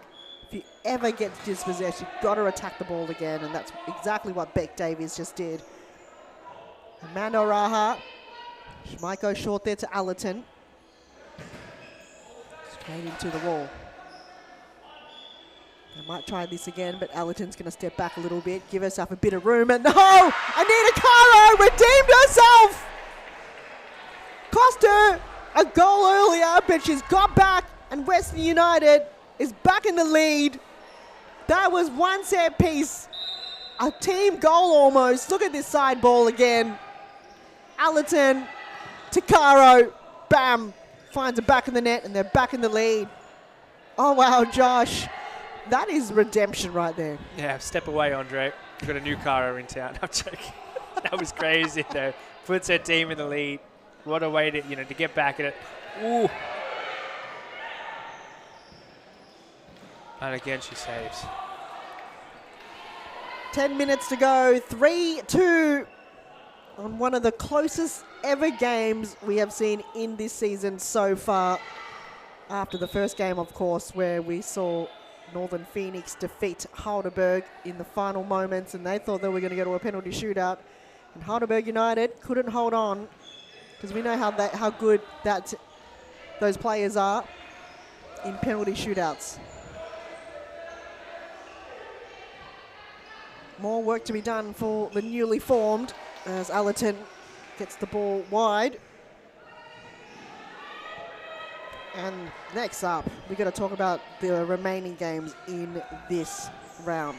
Preston up against Fitzroy, and Preston might have returning players. So this is what I love to see when the second half of the year comes about. We see players coming back to serious futsal, and rumour has it could be Asuka Miyata and the Jet, Alex Sinclair. Could you ask to see two better players? Not really. So we'll wait and see. When they're on the court, I will believe it. And Fitzroy, looks like they've got their solid squad back on the scene. Alicia Rowan, Dharma Georgie, Danny Galuccio, Sarah O'Donoghue, Lizaire. Jowett Smith looking for a back post player. No one there. They would have given themselves the equaliser. Now is the time. But 8.5 minutes to go. Plenty of futsal remaining as Caro tries to bring it to ground, and while Jaron couldn't keep it in, as Katie Foster's going to bring in the side ball. Davies lurking as a referee looking to create the wall. Caro goes to ground, slips a little bit. Ball juggling in the air and eventually makes its way out of bounds. Galanos to bring it in here in the near side for Evolution. Davies getting pushed there in the back by Allerton, but she still maintains her foot. It's really hard to knock Beck Davies off from her feet. Yeah, even Dana Stevens struggles. I mean, that's how you know. And the only person to really do that is herself. Only Beck Davies could knock herself off. As well, Jaron looks to hold the ball for a back post. Didn't use Caro. Good save there by Danielle Bradley. Jaron to Abdul Latif. Ball still in her possession. Good block there by Davies. But in the end, Allerton from nowhere. So I've had enough of this. Let's restart the ball. As Araha makes her way back on the court for Western United. She was the one that scored the screamer before to get her team in the lead. And since then, Evolution, normally we've seen a response. This is the slowest response we've seen from them. Very unlike them. Actually, it was Anita Kara that scored the last goal. My apologies from the back post tap in, but it was Amanda Raha scored, and then 3 minutes later, Beck Davies scored. And now it's been more than 4 minutes. So they're overdue now, Evolution. Caro to Allerton. Davies intercepted, but didn't go as far to Araha. Kearney. Handball called against Evolution this time. And a free kick given. Still anyone's game here, Josh? Of course, 1 goal, 6 minutes. Long time. Raha's got Balkis Waljaran on her right, Allerton on her left. Choose to Allerton. Waited patiently, Bradley. Bit of a fumble, but still maintains to collect the ball. Long throw towards Jowett Smith. Al Hayek got it. Quick throw towards Waljaran. Sargans there lurking inside the D. And the ball goes too wide for her to get to. They're moving quickly here, Evolution. They're not wasting any time as Danielle Bradley finds Davies. Looks through the middle, no one there. Araha almost loses it. Jowett Smith. And in the end, Lara Al-Hayek took out the ball and Jowett Smith. Foster. Another returning player to Cirrus Futsal. Did originally play for Evolution in a previous team's have been Carlton, so she has played with Beck Davies with a Katie Foster! Scoring her first goal back in this season. Let's see if we can catch a replay.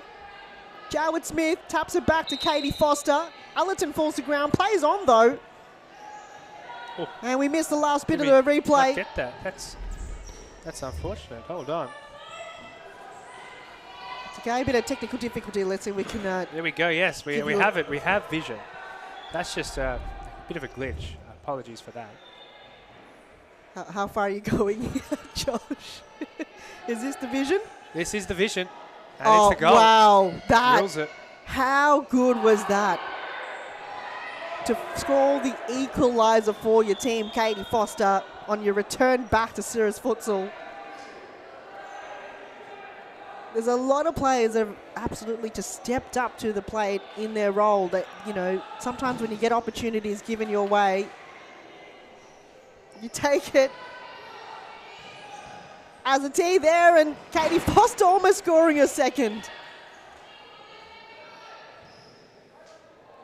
I just love to see players still got it. It's like riding a bike, Josh. You just you never lose your skill. It just comes back to you naturally. Unless you're me, in which case you do lose that skill. So the question is if you had it in the first place. I don't know if you lost it. You just haven't found it yet, Josh. Maybe.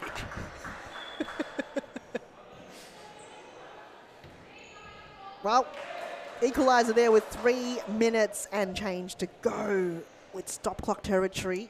Both teams do not want to go to a penalty, and there hasn't been any penalty shootouts in this season so far. We thought we were going to see it in the last game against Heidelberg and Northern Phoenix. And Northern Phoenix decided they wanted to win the game in natural ways anyway. Lara Al-Hayek, though, this time round went over the crossbar. Bradley looks to go long. Katie Foster to make the run. Kearney looks to bring it to ground, but it eventually goes into the possession of Western United. Araha, while Jaron under pressure there by Williams. And the last moment touch there from Bradley. It's going to go to a corner kick for Western United. 2 minutes on.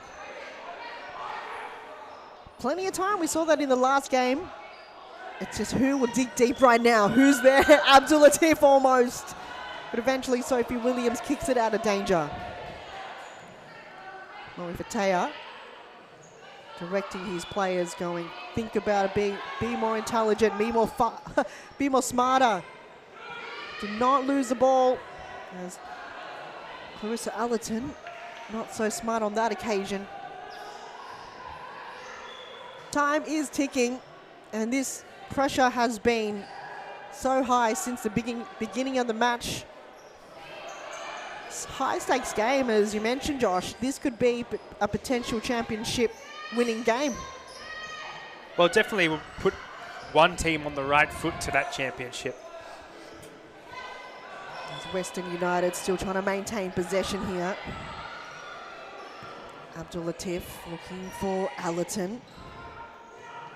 Araha.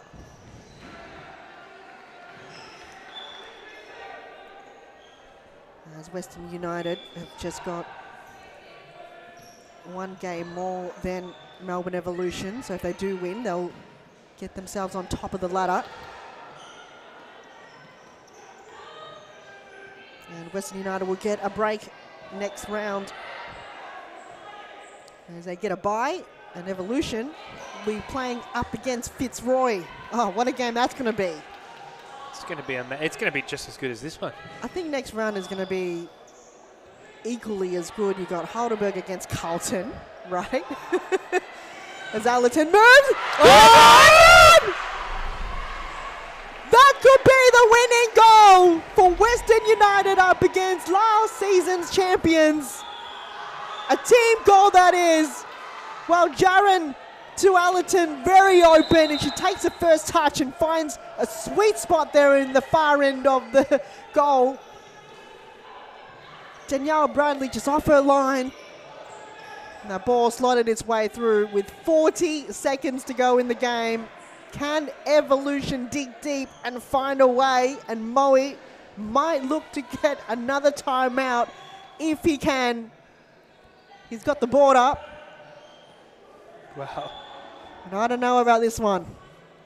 Suhan, watching this game, it just makes me think these girls are for real. These Western United, they could go for the title. This could be their season. Though it might be stopped momentarily as Moe Vatea looks like he will get that timeout that he's called for. Let's take a breather and we'll see you in the remaining seconds of this game after this. Or basketball or tennis, it's only a game, so they have to enjoy. If they don't enjoy the game, they don't improve. No, they know that we know as coaches that every day is good for improve your level. So you have to work hard every day. It's detail. It's important for improve your career. The group is the key of success.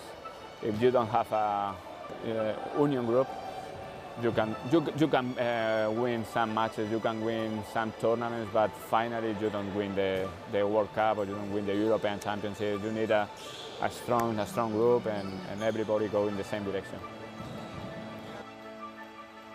The futsal is totally different than in Europe or in other countries.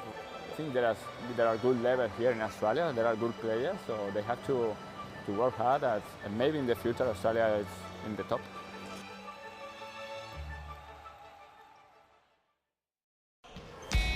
Career-defining moment here for Western United. Will it be their first ever win against Melbourne Evolution?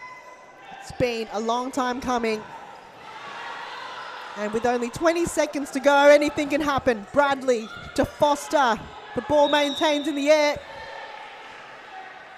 But it looks like it touched the roof. No, pushing the back. Pushing the back. Rightio. From Davies onto Araha. That would dig in a little bit of time here. 19 seconds to go. This game has just been high intensity, high octane since the beginning, and the stream has gone off the charts. People are tuning in to what a highly anticipating game of the round. And can they hold it for another 10 seconds here? Western United be the best ever game up against Melbourne Evolution. It's been a long time coming for them, and it's finally paid off all their hard work of a newly formed team. We've come about here with players like Clarissa Allerton stepping up, Amanda Araha, Balkiswa Jaran, Layla Abdul-Latif, Anita Caro, and Lara Al-Hayek, to name a few. Last roll of the dice here for Evolution, and that might be it. That's it. Huge congratulations to Western United defeating Melbourne Evolution 4-3. Oh, that's amazing. That is nothing short of just brilliant. And we hope to bring you a player of the match interview after this. Do not go anywhere, folks. I see you, I feel you. I want you to know that you're not alone. I know what it's like not to have a home. Feel like I live in the end zone. I'm the one leading the drives. The crew riding around in a benzo. Ready to I'm in charge of my own fate. Left the excuses behind. Now I'm the illest violinist alive. I took the pain and I thrive, but look at me now.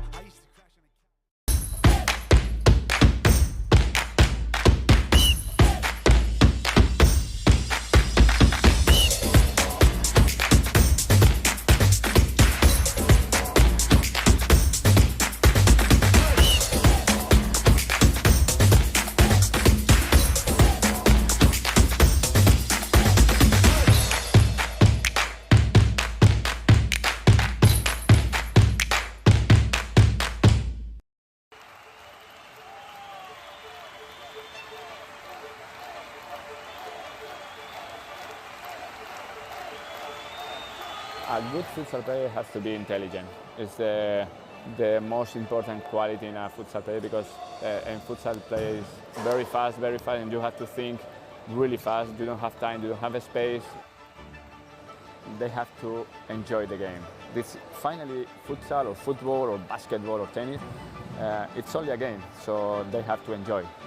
If they don't enjoy the game, they don't improve. No, they know that we know as coaches that every day is good for improving your level. So you have to work hard every day. It's detail. It's important for improve your career. The group is the key of success.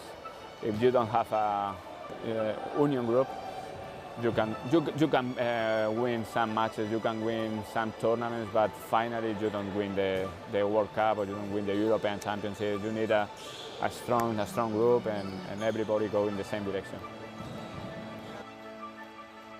The futsal is totally different than in Europe or in other countries.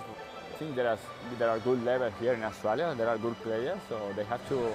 Here with manager of Western United, Sully.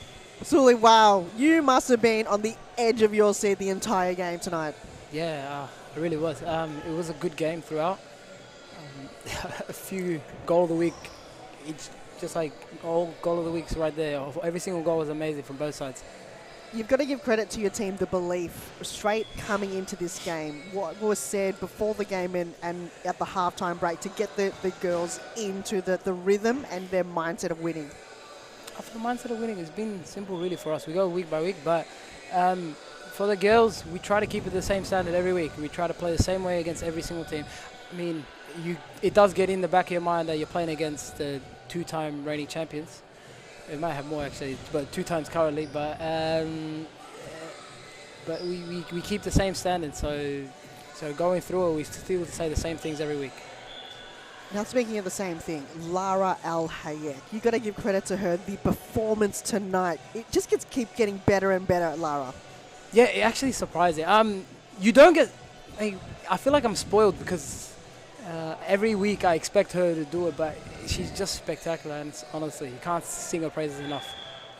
Now, the other thing that was Amanda's goal that got the team into a momentum swing. Yeah. How about you talking about, goal of the week worthy? It doesn't get any better than that when Amanda didn't even think it was going to go in. Nah, she didn't. She said it right now. I mean, she didn't think it was going to go in. But Amanda does have that quality. Her left foot is something else. Now, what's to come? Is this the beginning of what the journey to the championship? Is that going to be on your mind? No, not on my mind. No, I can't say that. It's series futsal, so we play every team 3 times. Mm-hmm. So this is the first victory. We go week by week. Next week we do have a bye, which isn't the best, but we just take it game by game. Honestly, too early for title hopes. Lovely. Well, thank you so much for your time. Always. Appreciate you, spending your time here talking to us, and we hope that it's there for yours. But all the best again for the remainder of the season. Thank you. Thank you. I'm the illest violinist alive. I took the pain and I thrive, but look at me now.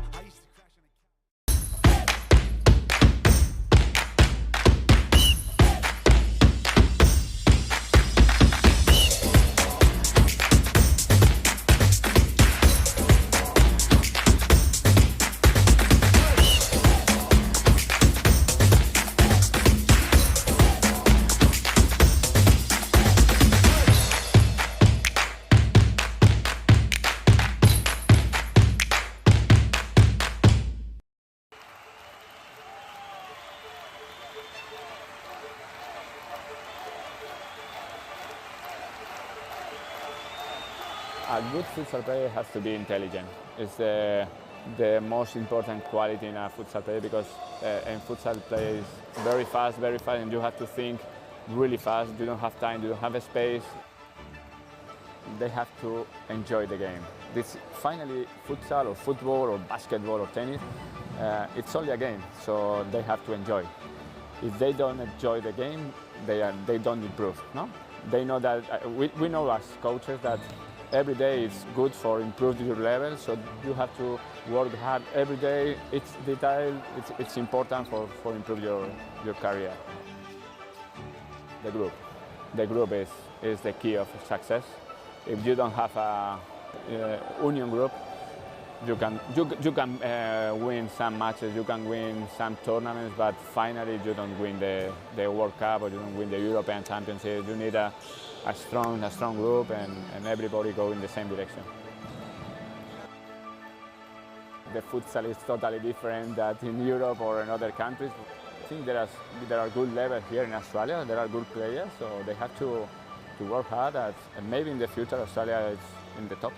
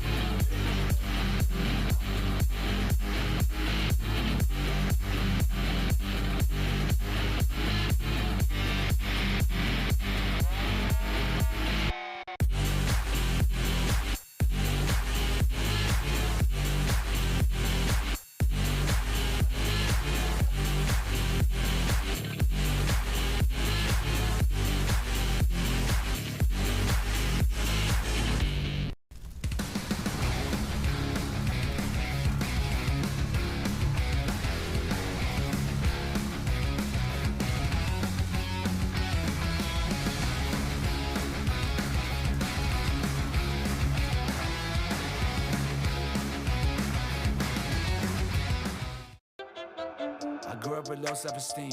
Was me and my mama, just us in the trauma. Hands up if you know what I mean. I see you, I feel you. I want you to know that you're not alone. I know what it's like not to have a home. Like what a bowl. Feel like I live in the end zone. I'm the one leading the drives. I'm riding around in a benzo. Ready I'm in charge of my own fate.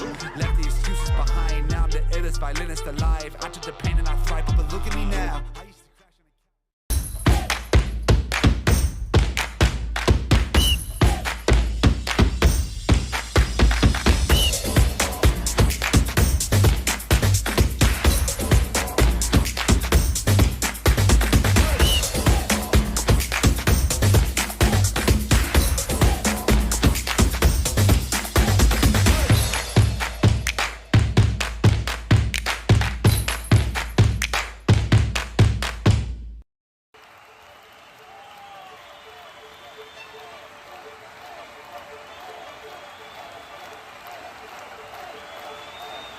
A good futsal player has to be intelligent.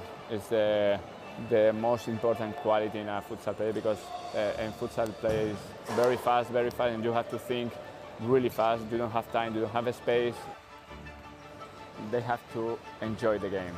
This finally futsal or football or basketball or tennis, it's only a game, so they have to enjoy. If they don't. Round 4 action here in Serious Futsal Arena. It is Preston up against Fitzroy. Preston in the whites and Fitzroy in Josh Fusco's favourite ever kit in Serious Futsal Women's is the all black with the equal sign. And what a round it's been if you've just joined in. Northern Phoenix, the first game up against Heidelberg. Went to 5-all at one point and then they scored the winning goal in the last 20 seconds of the game. The last one, Evolution, defeated for the first time in this season against Western United. And that was 4-3. What a game. And this game, will it live up to the occasion? Fitzroy on to a terrific start of the season. Will the party be shut down there by Preston? As we see a lot of returning players, which I love to see in Serious Futsal. One being Bushraman Kerr, I think she may be on the bench right now, but Louisa Verratti on the ball there, number 22, and the Jet, Alex Sinclair. Taylor Halabi, the captain for Preston, but we'll see what Alex Sinclair brings back to the game as her first game back. She did have a rest last season, focusing on more of her outdoor. As Damazi takes the first touch, but blocked there by Fitzroy. Rowan and Alex Sinclair looking to find her first. In the previous game, we saw Katie Foster returning back to Sirius Futsal. And in previous games, we've seen Andrea Faneka, Sammy D, just to name a few, returning back here in the futsal court in Thomastown. As Halabi to Sinclair. Damazi just couldn't find her way through back towards Taylor Halabi, and for Fitzroy, Lizaire scored a goal last week, blocked there by Sinclair, and was also involved in a lot of assists with the ball throwing towards the direction of the other goalkeeper last week for Heidelberg, Paige Daly. So will we see more of those long throws? We haven't seen any of those yet. Perhaps if we see more players come on, and a very deja vu setting, only 4 players on the court for Fitzroy. Preston has to capitalise on this opportunity right now when Fitzroy are waiting for more players to come on board. Can you imagine if they scored the first goal with 1 player down? Lizaire playing the 4th woman on the court right now. Intercepted there, Damazi can go all the way. Sinclair on her left, Alex Sinclair. Taylor Halabi was there in the middle. Turns around, blocked there by Lizaire again. And the follow through, Damazi back to Halabi. Sinclair through the middle. And eventually goes out of bounds. Throw in, or kick in, sorry. Goes wide to Damazi. Back to Alexandra Sinclair. Few nervous plays around the court, but eventually goes out of bounds. Preston still yet to find their groove right now.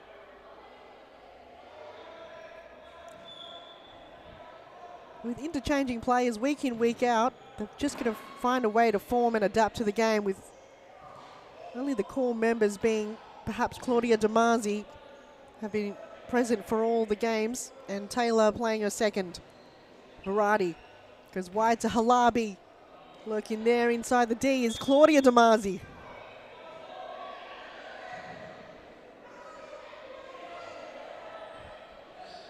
Bit of controversy going on here. Scotty Rogan being a little bit vocal, so is Lizaire. Corner kick given to Preston. Damazi. Gets the ball back. Can she score from there? Good block there from Lizaire. Back to Taylor Halabi, and Claudia denied there by Lizaire. Got her palm out just in the nick of time. Corner kick. Preston unable to find a way through. This defense from Fitzroy have working overtime. Beck Berry in the defensive area for Fitzroy there, as Alex Sinclair lines up. Too much mustard behind the ball. And the timeout's been called there by Fitzroy. Let's take a break, and plenty of more futsal to come right after this.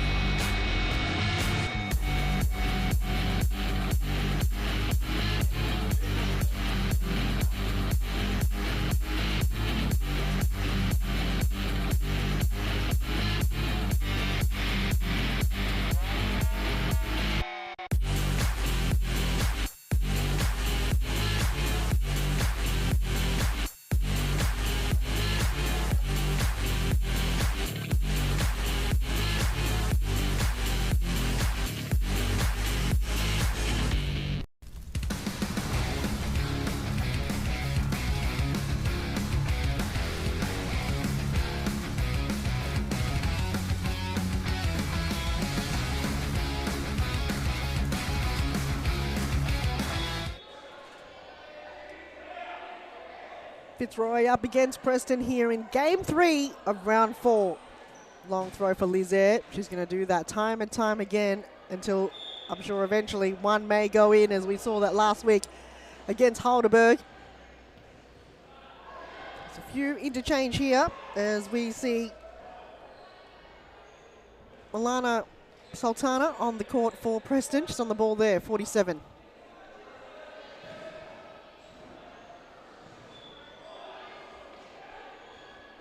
And number 8, Kiana Shervy.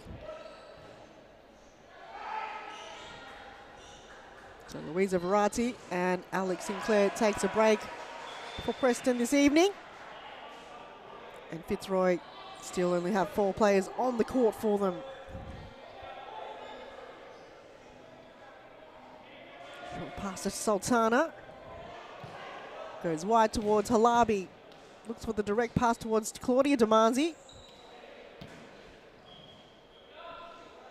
Shervy. So a little bit too much ball watching going on for Preston. They've got to make a little bit more movement here to open up the space and create more opportunities. As the ball goes out of bounds for a Fitzroy ball. 16 minutes to go in the first half here. And to close up round 4 will be Carlton and Melbourne AQ. Berry goes long and wide towards Rowan. Eventually, nowhere to go as Dharma Georgie and Beck Berry looking to find more defensive duties in the game. Shervy. To Sultana, goes wide to Halabi.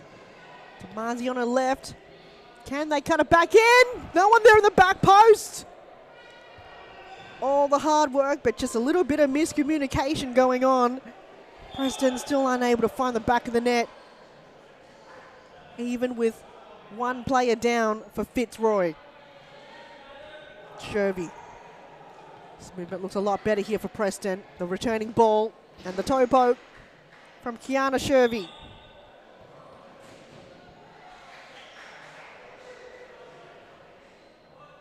Corner kick for Preston. Into the near post. We know how good Lizaire is. It's going to be pretty tricky to pass her in that situation. Side ball, Halabi. To Marzi. No choice forward, so it goes to Sultana. Damazi looking to lure through the near post again, but Lizaire, strongly built, will save that. Got to work harder than that here, Preston. Damazi using herself as a ramp, and a footy kick from Lizaire, why not? Just off target there. Olsen. Haven't had too much work for tonight as an interchange. As Verratti and Alex Sinclair makes their way back on the court. Sultana to Verratti, lines up. And just a lot of wasted balls there for both teams at the moment, just taking wild shots. Long throw. Punch there by Olsen.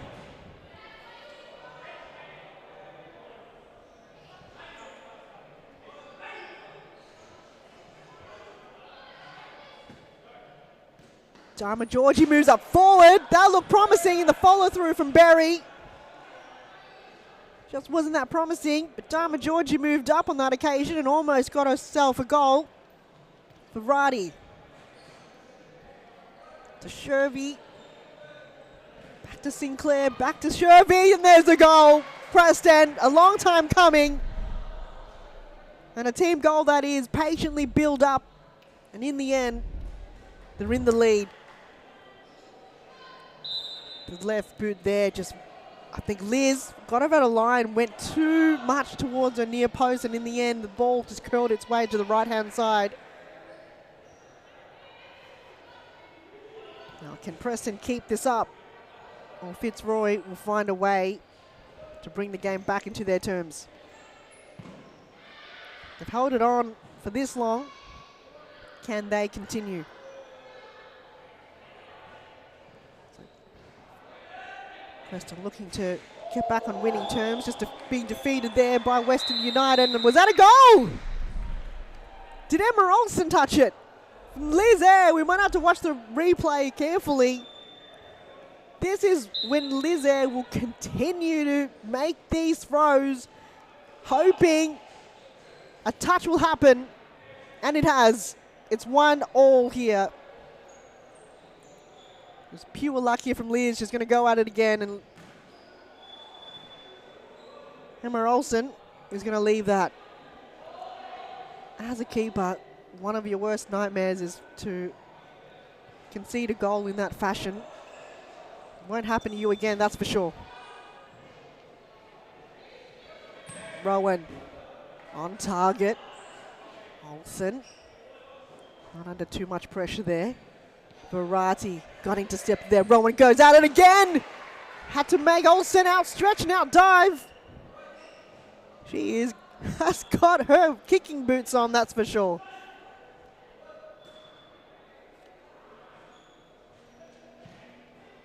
What a game for Fitzroy.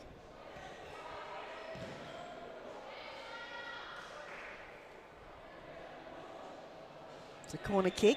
Sultana to bring it in. Fakey. Verratti lines up. Low ball. Lindsay got it, but the follow through from Alex Sinclair. Welcome back to Series Futsal.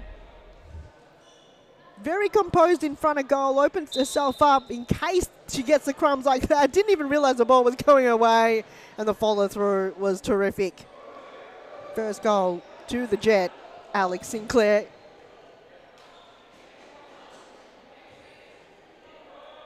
Sure, there's many more to come if Preston remains open in those situations. Get a loose player in and draw in the mistake.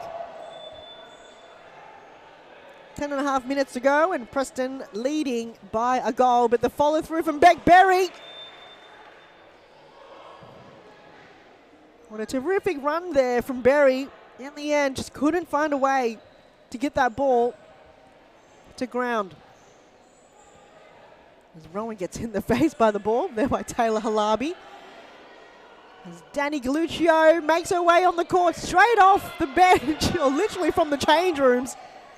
Put her water bottle down and straight on, and she brings with her Sarah O'Donoghue, who is just putting her boots on right now. So Fitzroy, bit of deja vu.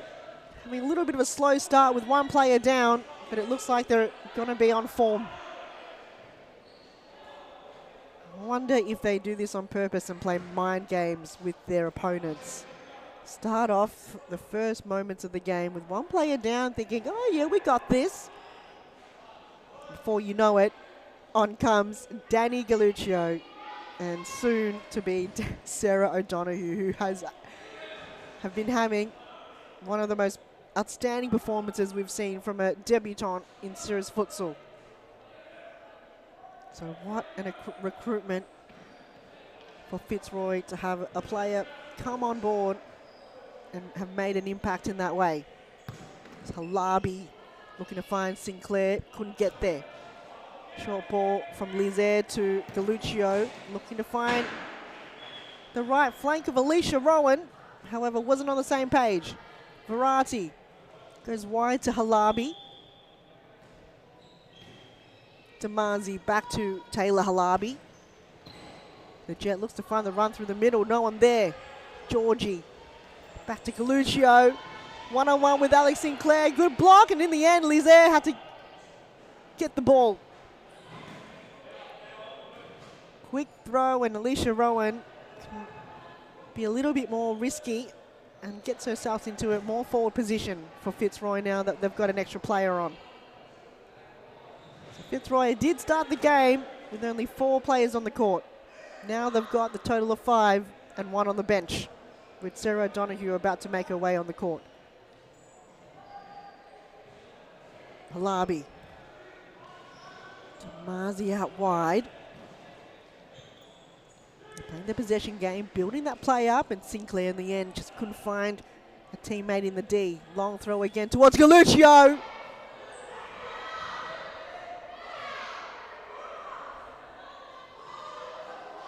Fitzroy thinking it's their corner kick, but referee says it's Preston's ball. It's number 22, Sarah O'Donoghue, making her way on the court. Punch there from Olsen, almost left it behind. As O'Donoghue's first possession there was enough to make an impact, and Berry goes wide again. 7 minutes remaining here in the first half. Preston in the lead. Fitzroy trailing behind.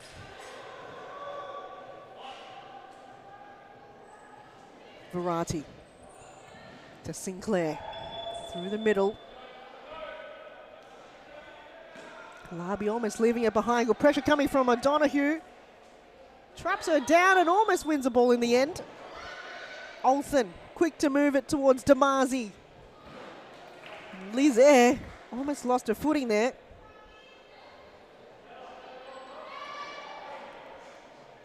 She's going to throw it long again. Oh, Olsen had to double touch. Quick throw towards Sinclair. Couldn't get there. It's a lot of back and forth play. Very similar to volleyball right now. Good touch there coming from Damazi. Kearney. Shervy rather. Got all these players mixed up now.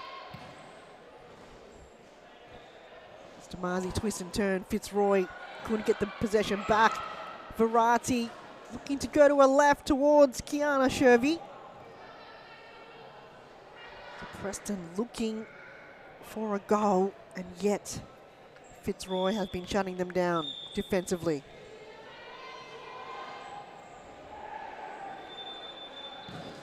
Shervy, follow through from Halabi, double save from Lizaire, and the third attempt from Preston from Alex Sinclair. Couldn't be more accurate. Donoghue. Preston maintains possession again. Sinclair, she's warming up to that right flank. The burners are definitely on. As O'Donoghue, left boot on the volley. Olsen with the final touch there, but the save had to be good. The follow through again towards the direction of Berry was good as she gets herself a corner kick for her team. Lizaire lurking. Goes to O'Donoghue. Passes one. Gets tripped by the other. Ball is still live. And eventually going to go back to a corner kick for Fitzroy. Danny Galluccio asking for another follow through and slip through. Emma Olsen. And the last person Preston wants to see in the back post is Sarah O'Donoghue. Positions herself so well. She anticipated that. It's like they read each other's minds. Look at that. Down to a T, and now it's back on equal terms.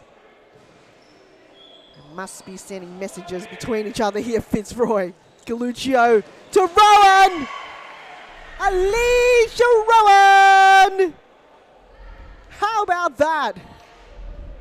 Back-to-back goals for Fitzroy, and now it's game on. Galluccio looked up, made sure the timing had to be great, and Alicia Rowan went a bang.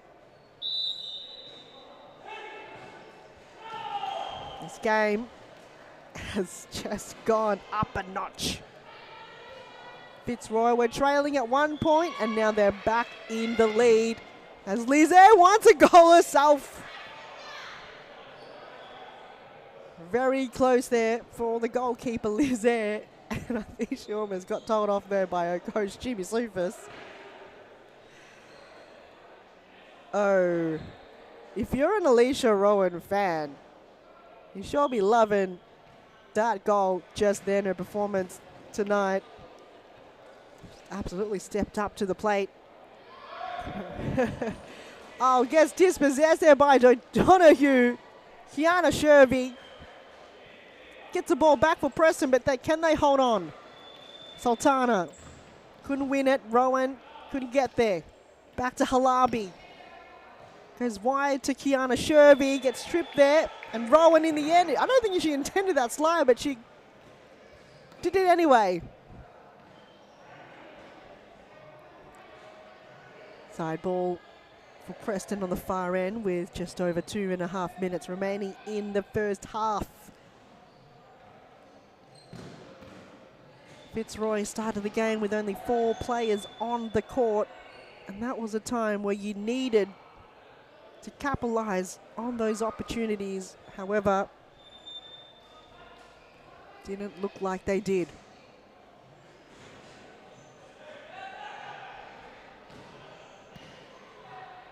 Now Fitzroy, O'Donoghue. Taylor Halabi got there in the end, putting her right ankle on the line.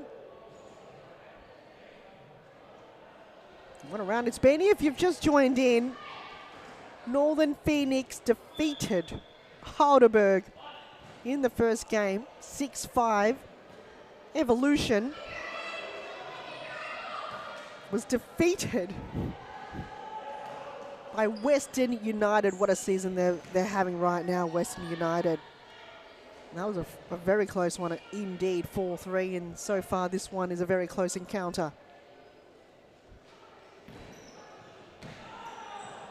As Asuka Miyata, previously playing for Melbourne AQ, or even Preston, I believe. Getting all my teams mixed up. Now playing. Transferred her way through.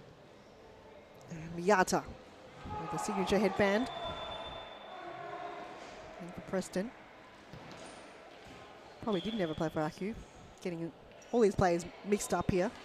But she's made her way on the court for Preston as Alicia Rowan still maintaining possession there on the right-hand side for her. As Preston with the counter-attack. The ball couldn't go back to the direction of a Miyata. As Preston with the corner kick. Flick over the top. Lizette, good hands. Decide to go with a footy kick. And quickly apologises to Jimmy Sufis. Miyata. Halabi.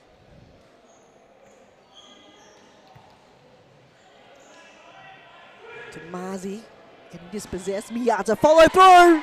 How about that? Asuka Miyata comes on the court for about 2 minutes and scores the equaliser. The first attempt wasn't there, but then the ball makes its way back into the feet of Miyata, and she took her opportunity. Well deserved there. That's the end of the first half. 3 goals apiece. Don't go anywhere. The second half coming right after this.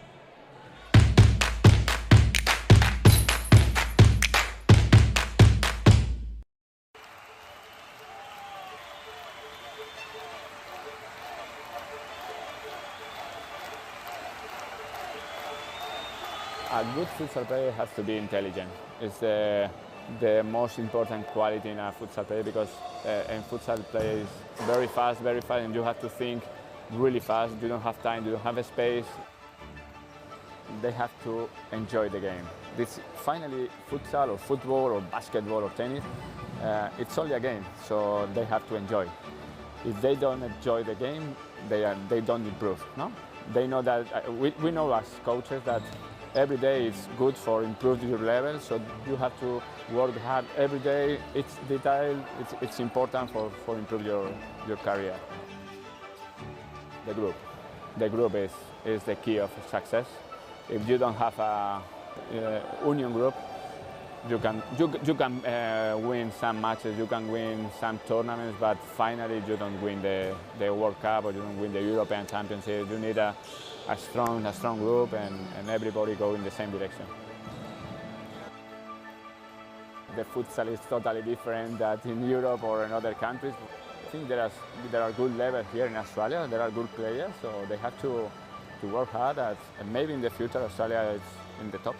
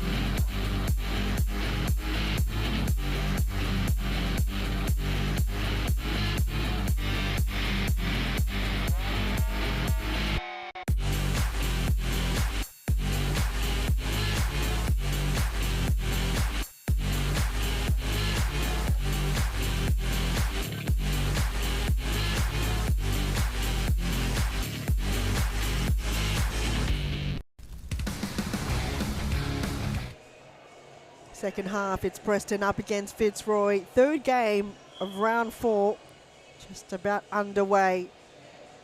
As Michael Ciara is just having a word with Danny Galuccio. I'm not entirely sure what it may be about.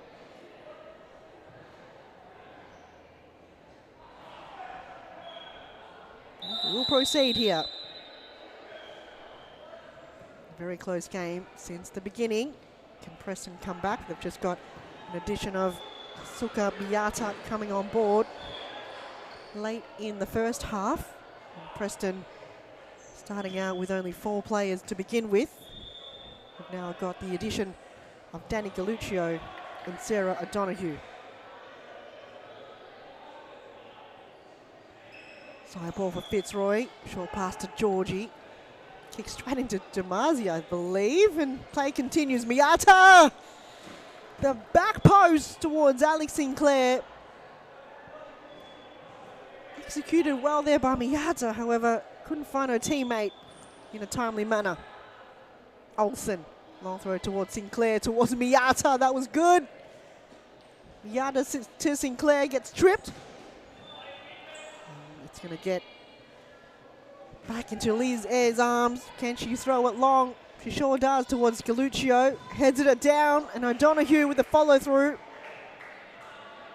Ricocheted it out. The ball out of bounds. Miyata and Sinclair have not been connecting between the two of them. Will find a way. Liz Ayres curls it. Olsen happy to let it go wide. Olsen towards Sinclair, jumps up. Alex Sinclair is probably one of the only players in Series Futsal who have scored the most goals using her head. That's her specialty. Demazi to Verratti. Just too many poor passes between Preston right now. It's costing them the possession. And the ball's going to go back to Fitzroy. Oh, the flick! Alicia Rowan looking to find her second. Could be Beckberry. Alicia Rowan's on the sidelines right now, calling the wrong players. It's Galuccio. The flick there from Sinclair to Miyata. All of these players are just creating so many trick shots right now. It's a way to do it if you provide yourself a little bit of time and space, but oh my goodness. From both teams right now, why not bring all the party tricks out of the bag? Long throw towards O'Donoghue. That's a dangerous play. Well executed there by Liz Ayres with the assist to Sarah O'Donoghue. They're back in the lead, Fitzroy. This is the second goal resulting from a throw from Liz Ayres tonight. That was pinpoint, and O'Donoghue collected the crumbs. No pressure whatsoever on the second attempt. Preston's going to do a lot better than that. Cannot allow goals like that to occur. And Fitzroy get themselves back in the lead. Can Preston provide the response? Verratti to Miyata. Goes wide towards Sinclair. Perhaps too wide there from Miyata. Comes to collect. Goes through one. Got a few players. Again, another trick out of the bag. But Fitzroy got numbers back inside the D. Bit of a back heel blind pass from Asuka Miyata. Long throw again from Liz Ayres towards O'Donoghue. Miyata to Shervy. Toe post it. Asuka Miyata. The party tricks are here. And she's doing it with such a game face. Let's see more of that, please. Georgie. O'Donoghue back to Georgie. Georgie's got it. And the back post to Berry gives Fitzroy a 2-goal lead. Simple futsal Georgie just finds a very open Beckberry, nobody tagging her whatsoever, and the assist unselfishly there coming from Dharma Georgie. The game is slowly opening up there for Fitzroy. A few key defensive mistakes coming from Preston have cost them. Can they get back to the game? Danny Galuccio got in the way.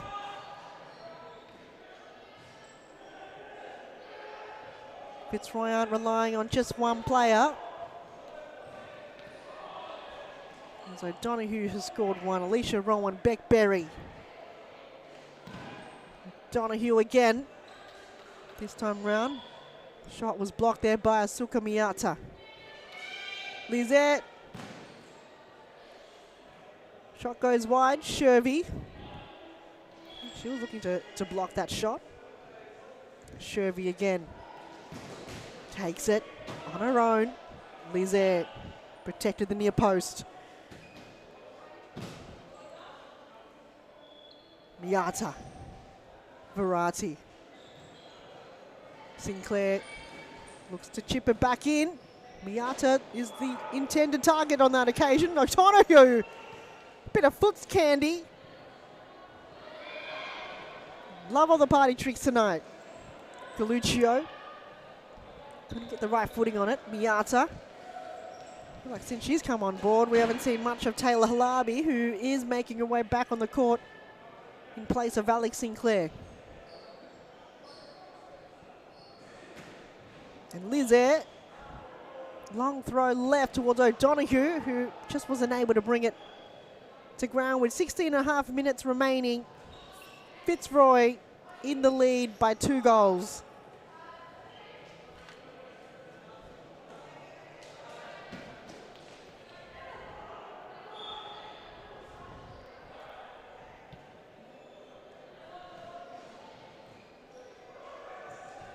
Halabi. Verratti couldn't get there in time. There's Beckberry back on the court for Fitzroy. Dharma Georgie to take a break. Liz, air to O'Donoghue. Not to ask for that player right now, Sarah O'Donoghue. She's making her way inside the forward half for Fitzroy. So Jimmy Sufis will be happy to keep her there. Corner kick given to Fitzroy.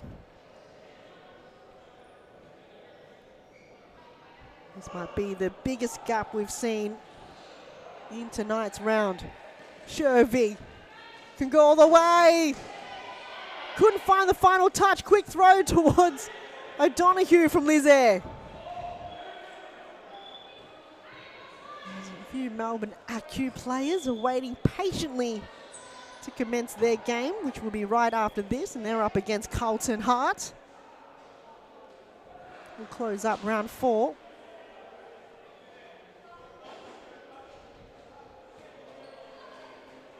Preston will be versing Northern Phoenix next week, and Fitzroy up against Melbourne Evolution.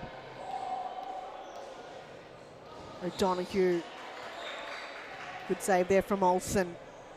Had to use that technique, but still Fitzroy ball. Goes back to Lizaire. Halabi. Applying that pressure. Still game on. Miyata. Looks to find Verratti. The through ball from Shervy was good. Just goes wide to the left.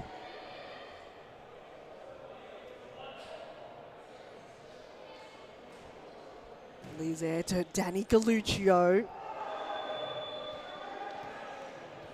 Halabi. Preston's been great so far, maintaining that possession. Still in play, Verratti. Under pressure, so is Halabi. Preston just struggling to get it out of their defensive half. Long throw towards Miyata. And the final connection isn't there for Preston. Can they find another goal? Has to come soon. Well, the game may slip away from them. It's still plenty of time to go. I feel a timeout could be called soon just to get Some game plan behind here, Fitzroy and Preston.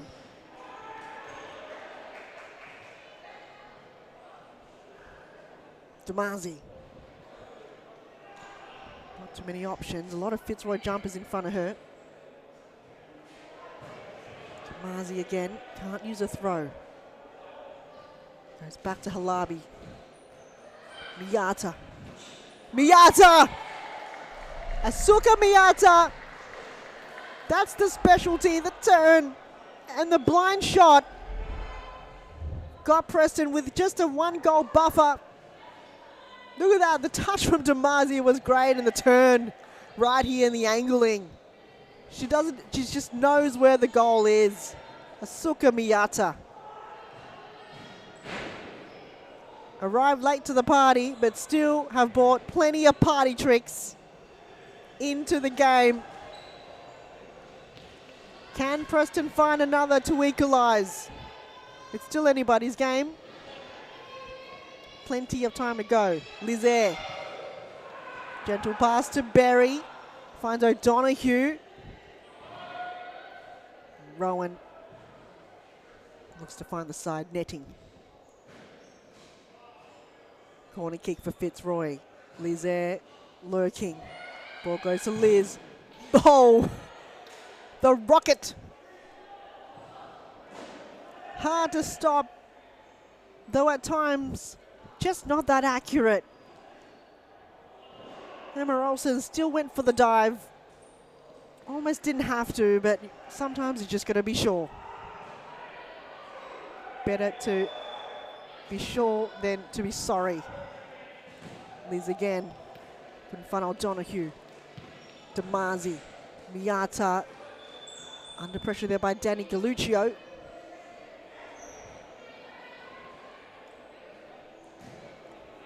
Yeah. To Berry. The intention was there. It's definitely a Fitzroy play. However, no one was on the same page as Beck Berry on that occasion. Starmer Georgie looking to get back on the court. As the ball hits a little bit of the ceiling there.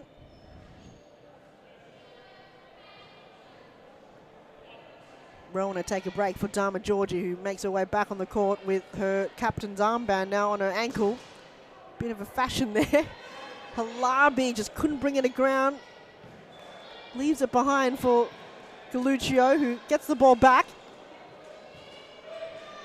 Georgie under pressure there by Asuka Miyata. 10.5 minutes to go. Fitzroy still leading by 1 goal. And Preston just scored the last one. O'Donoghue flicks it. Ball still live. Still bouncing in the air. Demazi couldn't find her teammate. Galluccio to O'Donoghue. Twist and turns. Still keeps it in for Fitzroy. Galluccio and the final touch towards Beck Berry. But it's going to be a Fitzroy ball anyway. Handball not called. Play on, says a referee. Demazi. Nobody called that out. And O'Donoghue. Berry. Follow through. But Halabi. Defending like her life depended on it. Danny Galluccio back to Lizaire. Chips it. And it's going to hit the ceiling. Still plenty of time to go, but it's both teams are playing like there's no time left. Miyata. As Taylor Halabi leaves it behind.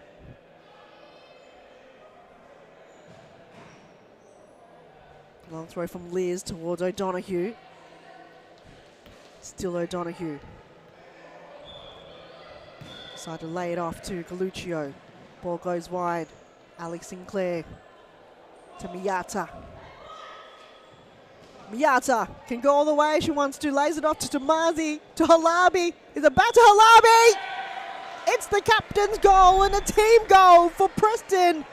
Gets them back into equal terms. They've got a heartbeat and it was just timed so well. Very close manner inside the D. And in the end, Taylor Halabi maintains so composed in front of goal and gets her team back, equalising against Fitzroy. But Fitzroy can quickly turn it around if they really want to. It's all mind games here.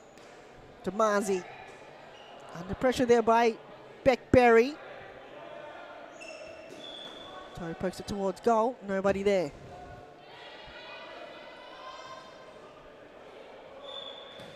Serious futsal for this round. We've got some new balls in coming to play, which is great to see. Don't know if that makes any impact to the game. But it does in your eyes. Demazi. Verratti back to Demazi. Not too much behind the ball as Sinclair intercepts the ball from Liz's throw. She can line up here. Just couldn't find her teammate. Galuccio got in the way. O'Donoghue for Fitzroy. Pass it on to Berry, who runs out of room. 7 minutes to go in this game, and it's still anyone's game. Preston were trailing by 2 goals at one point, and have got the last 2 goals. Nobody wants to go to a penalty shootout. There still hasn't been a single one in this season.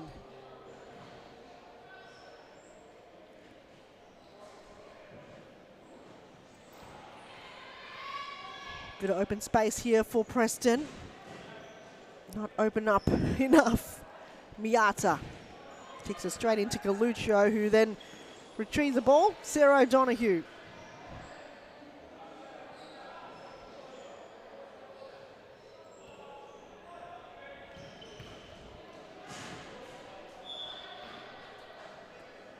As Melbourne AQ and Carlton Hart still patiently waiting for their turn.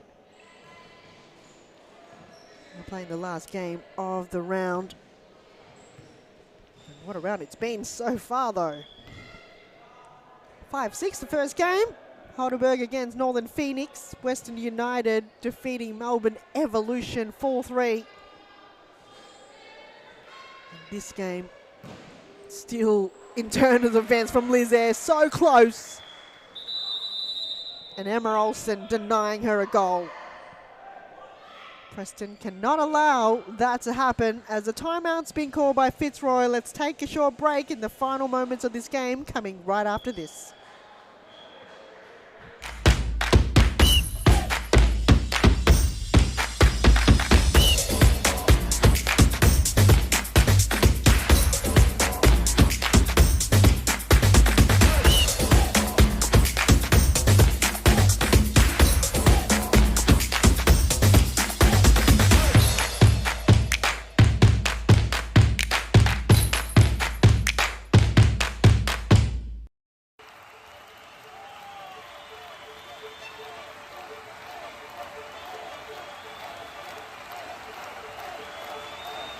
A good futsal player has to be intelligent. It's the most important quality in a futsal player because in futsal play is very fast, and you have to think really fast. You don't have time, you don't have space. They have to enjoy the game. This finally futsal or football or basketball or tennis, it's only a game, so they have to enjoy. If they don't enjoy the game, they don't improve. No, they know that we know as coaches that every day is good for improving your level, so you have to work hard every day. It's detail, it's important for improve your.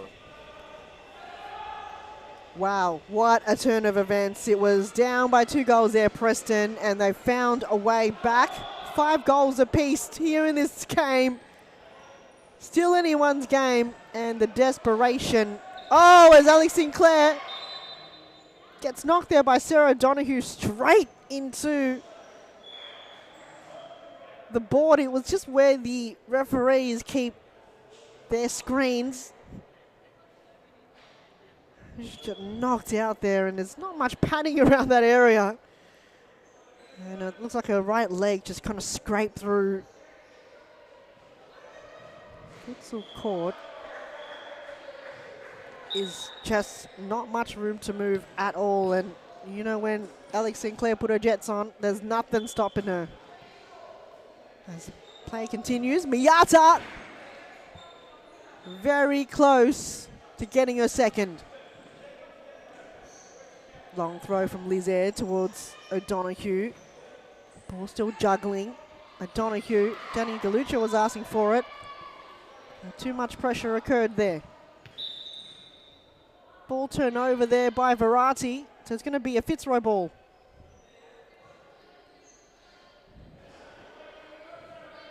Galuccio left foot. Lizaire opted for almost a long throw. The last second decision. Even Danny Galuccio was confused. In the end, had to get rid of it anyway. Maybe perhaps next time, give me a little bit of warning there, Liz, if you're going to not opt for the long pass and for the short pass. Galuccio. Lizaire lines up on target, punched out there by Emma Olsen. Side ball for Fitzroy in front of the Preston bench. Not long to go. Who will be the match winner? Who will step up to the plate for either teams? Saw Anita Caro do it for Western United. Who's going to be the one? Olsen had to go for the dive. The counter-attack is on for Preston, but Fitzroy have moved along very quickly as Alex Sinclair gets her brace. She will 100% step up to the plate for her team and give it her all. That was terrific counter-attack play. Look at this fancy footwork coming from Miyata to Sinclair. The first touch was great. The second touch was 100% better. It was terrific. And now they're back in the lead, Preston. Preston haven't had really good moments in the game, but when it mattered the most, they grab the opportunity and give it their all. And Alex Sinclair getting her second goal, returning back to Sirius Futsal. Rowan have had a good game too. So has Beck Berry. And the Jet, Sinclair. Calling for handball. Michael Ciara is the referee of tonight. Didn't call for it. Sinclair to Shervy. Liz Air almost loses her footing. Long throw. Donahue still manages to get a limb on it.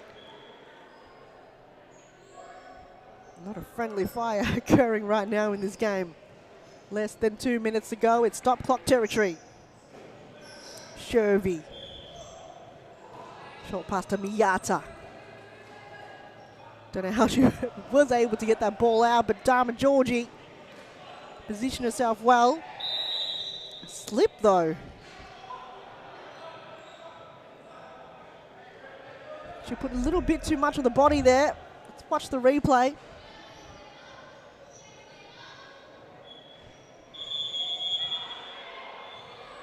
Didn't get the full of it. Let's play continue. 1 minute 45. Can Preston hold the lead for another minute 45? But we know how Fitzroy play. We've seen it time and time again. They find a way back. Can they find the equaliser, which then results in a penalty shootout? Shervy. Donahue, haven't seen her make her way back here for quite some time. Donahue patiently waited for the return ball, falls to ground. No free kick given. Miyata to Halabi. A big save there from Lizaire. Prime opportunity for Preston to put the icing on the cake. Still no cake to be eaten on either teams. It still could be anybody's game. O'Donoghue. They know to stop her at any cost. Georgie. McBerry was the target. And Emma Olsen's going to slowly make her way with the ball. Long throw, bit too long there as the ball hits the ceiling again. If I had a nickel for any time that happens. It's happening quite a lot here in this game. Maybe the ceiling needs to be a bit higher. Liz Ayres on target! And the last second save there from Liz Olsen. Oh, Emma Olsen. Corner kick. Fitzroy, Liz Ayres again. Though, just a bit too wide. 51 seconds. Halabi. No, nobody there in the back post.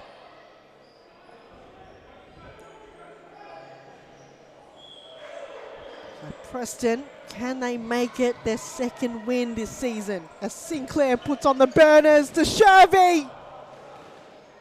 Big save from Liz Ayres. Halabi gets held. And it's going to be a free kick for Preston with 36 seconds to go. A bit of friendly fire occurring again between these two teams. Taylor Halabi, can she find her second goal, the captain's goal, as she lines up now? Oh, well, Liz Ayres denied as she does a few push-ups on her way down. Why not put through a few reps while you're down there, Liz?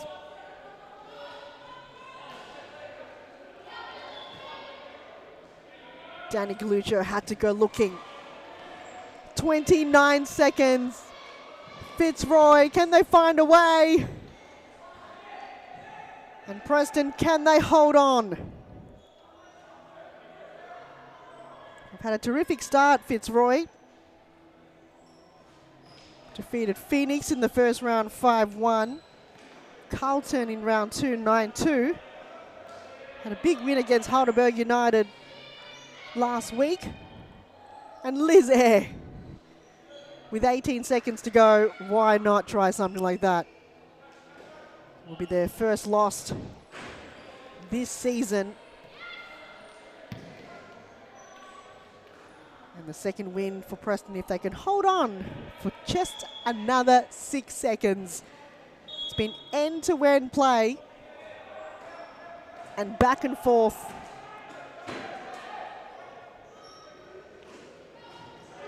Leading to it's a lot of teams up in the air right now, but in the end, Preston, congratulations to them, held it on to the very end with their second win of the season against Fitzroy, scoring 6 goals to 5. Stick around, everyone. The last game about to commence. It's Melbourne AQ up against Carlton Hart. Yeah, it's in the top.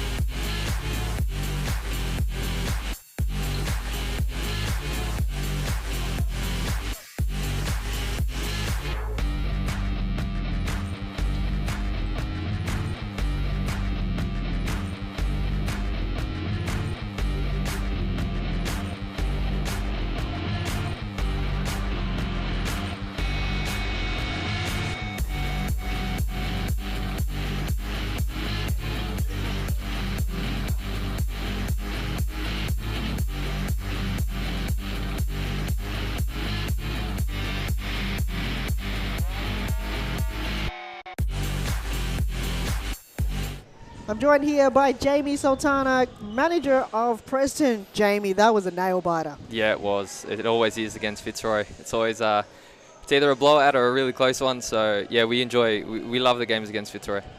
Now, the first half defensively, it just wasn't there for you. You know, you just struggled a little bit in the kind of in the defensive area. Yeah. What kind of turnaround did you kind of think we need to work on defense and then attack?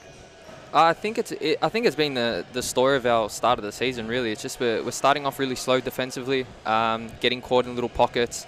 But I guess tonight, obviously, with a lot of girls coming back into the squad, it's just trying to get the feel. With having everyone there again, just trying to get that rhythm back in. But look, it's something we know we need to work on, and we're working on it week by week. So yeah, we just got to continue, take the positives from each game, and but it was like obviously against Fitzroy, it's always defence first. We know with Liz and those long balls coming through, we know we need to be ready for that. And then they've got fantastic players all over the court, so you're always looking in one pocket and they'll find the other. So yeah, it was clearly defence first, and then going forward we knew we had to be clinical. But again, Liz stands up in games like these and pulls off some amazing saves. She's causing havoc to every single goalkeeper right there. Yeah. It is insane. The throws, Yeah. you cannot stop them. And Nah. it's just very hard and very difficult. It's never the same one over and over again. So it's either going to drop short, it's going to drop in front, it's going to go over, it's going to hit a player on target. It's very hard to defend against. But look, the girls done an amazing job today. Emma was fantastic. But yeah, they all played their part. Playing their part to stop Sarah O'Donoghue. You've done your homework. You know to shut her down, and you did exactly that. Yeah, Sarah's been wreaking absolute havoc on the league since round one. So we knew she was definitely a target for. But that's the masterclass of Jimmy. Jimmy brings in players, and they'll look like the target for every game. And again, he'll just find way after way after way to get him in and get him out. So you can do your homework on one player, but you need to do your homework on the masterclass of Jimmy Sufis. So again, yes, we knew she was definitely a target for them. So yeah, we tried to lock her out of the game, but still she still finds a way. Another fantastic player. Now, this is probably the return season. We've got a lot of returning players. You brought back Alex Sinclair in this round, and she scores 2 goals. Yeah. Is that the belief that you have in the team, that you can rely, on herself, Miyata coming through? A lot of these players just believe in each other time and time again. Absolutely. Like, we know that we've worked really hard on creating a squad with a lot of depth. And look, with the outdoor season sort of coming to a close, yes, we're going to have those returning players. But the biggest message that I sort of put across to the group is that, we need to rely on whoever's here. I think, and a lot of the times, we either have a full squad, or we're low on numbers, but the belief amongst these girls with whoever's here, whoever puts on a Preston kit, it's 100% every single game. So look, it's fantastic when we have our returning players come back. It brings that extra flair, especially with Alex, Aska. But we know that each and every week, the girls that are on the court, they're going to give 100%. They all believe in each other 100%. And yes, it has been a slow start. The girls know that. They're very positive. They're staying positive. It's very early days. Like, we've got comments flying around from every person that they're title contenders. It's round 3, round 4. Like, everyone's still trying to get the feel back for this season. But it's a very tight league, so we're happy with where we are at the moment, and we're just going to keep pushing each and every week and keep chipping away. Well said there. Thank you so much for your time, Jamie. Thank you, hon. For Preston, all the best for the remainder of the season. Thank you so much. And have a lovely night, and hope to see you more win here in the commentary box. Cheers, hon. Thank you, Jamie. Thank Goodbye. you. Bye.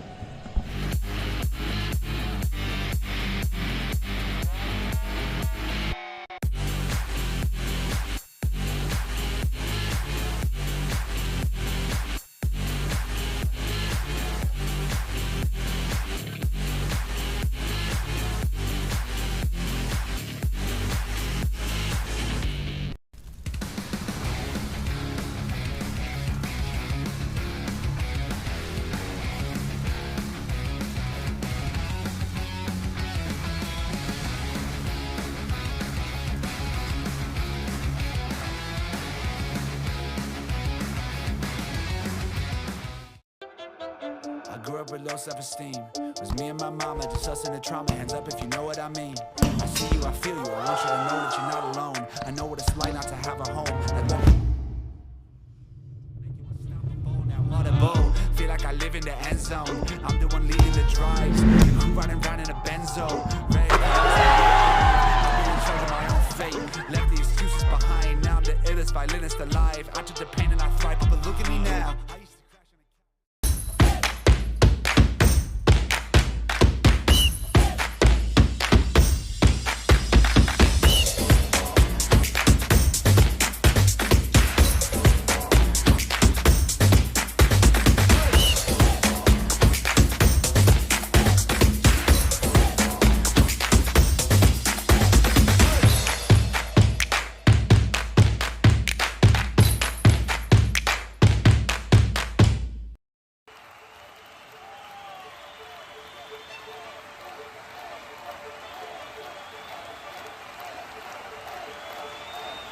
A good futsal player has to be intelligent. It's the most important quality in a futsal player, because in futsal play is very fast, and you have to think really fast. You don't have time, you don't have a space. They have to enjoy the game. This finally, futsal or football or basketball or tennis, it's only a game, so they have to enjoy. If they don't enjoy the game, they don't improve. No, they know that we know as coaches that every day is good for improving your level. So you have to work hard every day. It's detail. It's important for improve your career. The group is the key of success. If you don't have a union group, you can win some matches, you can win some tournaments, but finally you don't win the World Cup or you don't win the European Championship. You need a strong group and everybody go in the same direction. The futsal is totally different than in Europe or in other countries.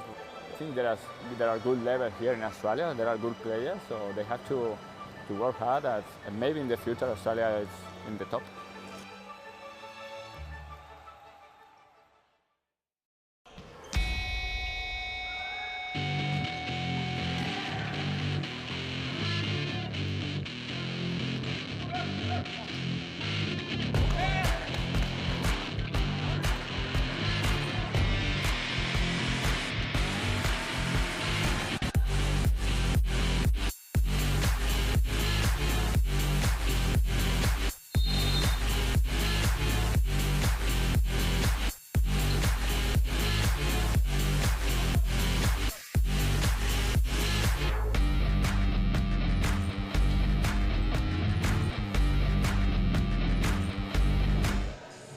It's the final game of round 4. Melbourne AQ up against Carlton Hart.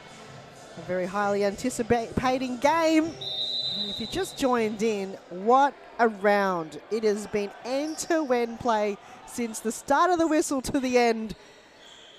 And I don't know why or how we have not had a single penalty shootout in tonight's games, because it's just been very close. The first game was Heidelberg up against Northern Phoenix. In the end, it was Northern Phoenix that came out winners. Second game was Evolution, getting defeated there by Western United, 4-3 in the end. The game before this, haven't even introduced the games yet, but indeed, Melbourne AQ have started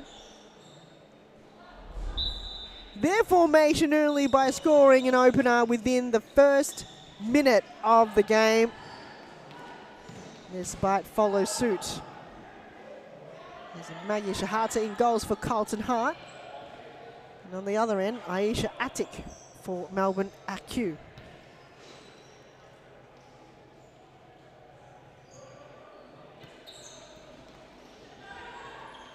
Final game of round 4. Carlton in the maroon. Oh!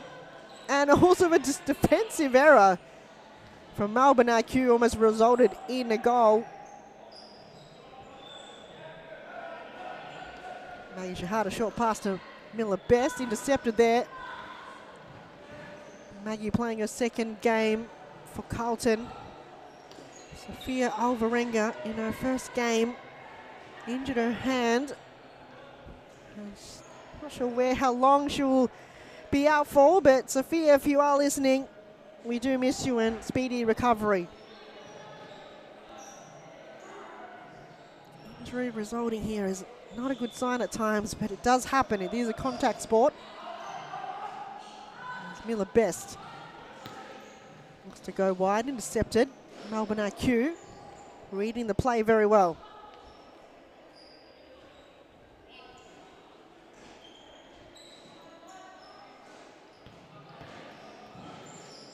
So it's Preston that defeated Fitzroy in the last game, 6-5. And AQ looking to find their second.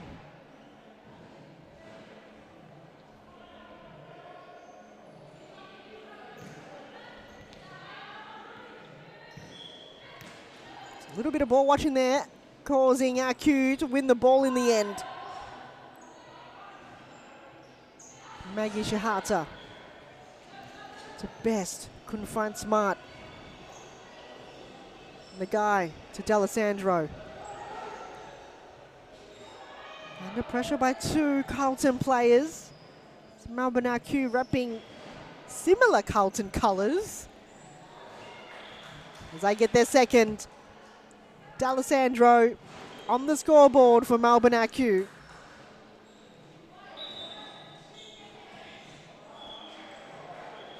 Carlton's going to work on their defence and not allowing Melbourne AQ those movements.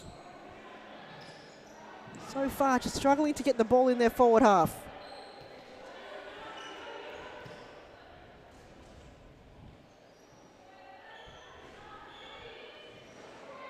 The guy.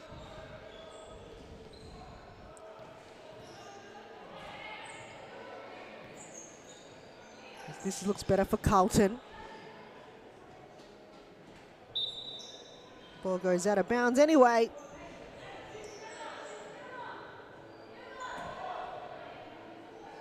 Tie ball for Carlton. Beck Catterwell lurking there. We know she can score from these particular angles. First touch was good.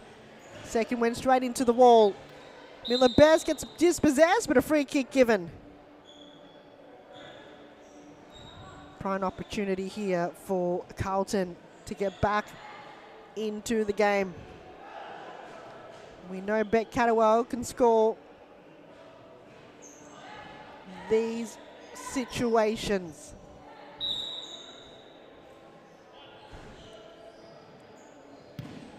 It looked good, but a big save there from Aisha Attic. Coming back from injury. And just continue on where she left off, naturally.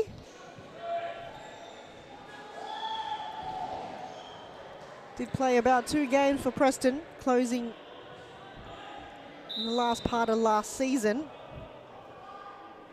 And was recruited by Melbourne AQ.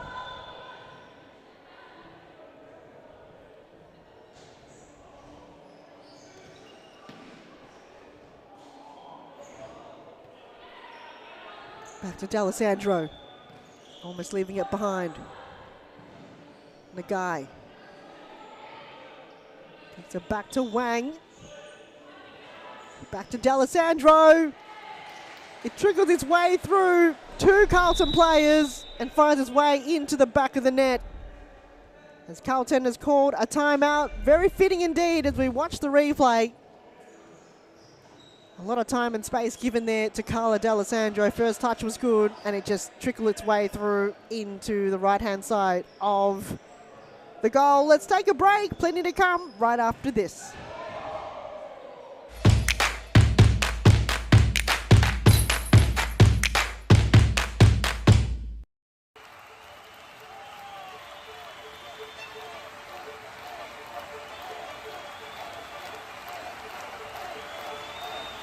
A good futsal player has to be intelligent.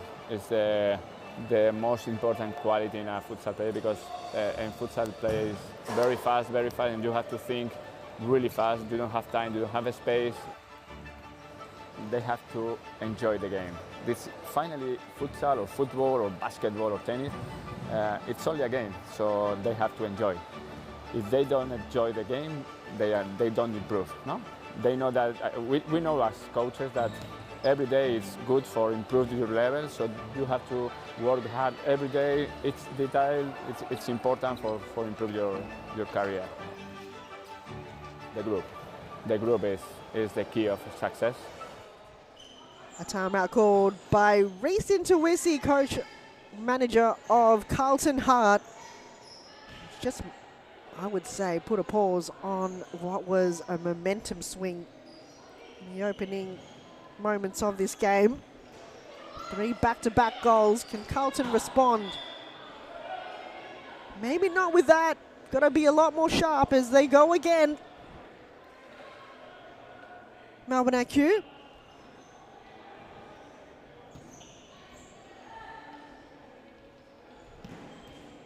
Nagai. That is the specialty. The blind shot. Why not? As 3 players come off for Melbourne AQ and 3 come on. One being another returning member of Melbourne AQ, Camilla Fresneda, number 14. Chazelle Day on the ball now, and transferred from Melbourne Evolution, Mary Hubeek.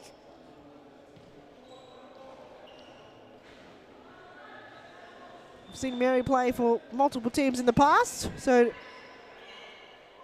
she's played for Western Wolves, to Northcote, to I think she was with Carlton at one stage perhaps. Evolution, and now her new club, Melbourne AQ. What will her first possession be? Camilla Fresneda almost leaving it behind. Miller Best shut her down.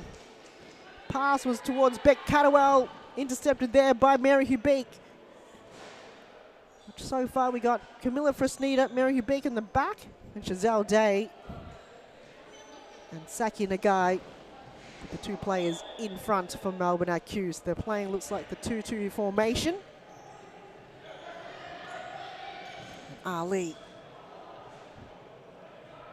couldn't keep the ball in there for Carlton Hart, who is wearing the maroony colour, I would say a dark blood colour, very fitting to the colour of a beating heart. As Hubeek on the left. First goal denied there by Maggie Shahata. And Melbourne AQ repping the blue, white and red. One of their many kits that they've got for the women's competition. That was good 1-2. Try chance here for Carlton. Too much time spent on there by Fatima Ali. I think she should have even got a potential shot on it. But left the ball behind as Mary Hubeek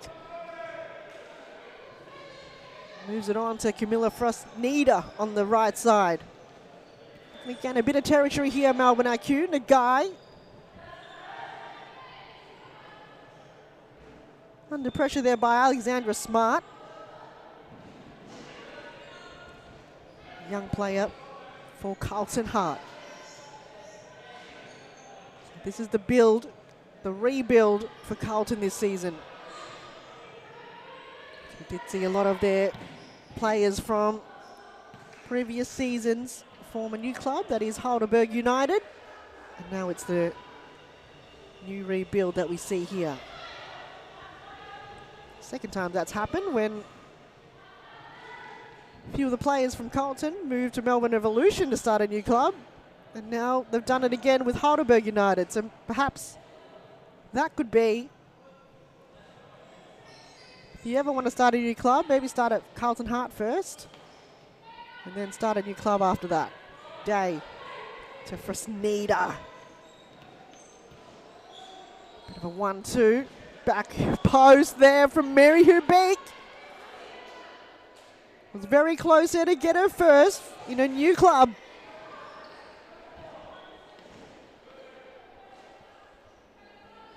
Fatima Ali on her toes. Just applied enough pressure there. As Denise Tang makes her way on the court for Carlton with a signature headband.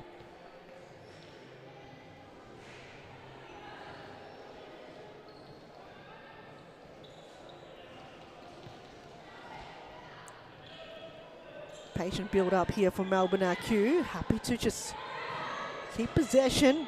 Build in the players for Fresneda. Left boot. Low. That's how you get the job done. Just so much composure and too much space given to a very open Camilla Fresneda through the legs of Maggie Shahata. 4-0 with 11 minutes and 40 seconds to go here in the first half.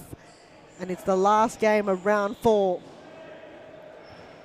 2024.2 season have just come away. Very entertaining and very close games.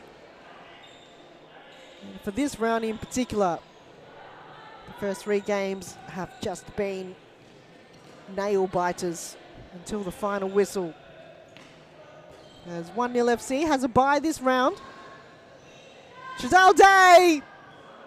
The ball is still live, but in the end, Carlton caught napping.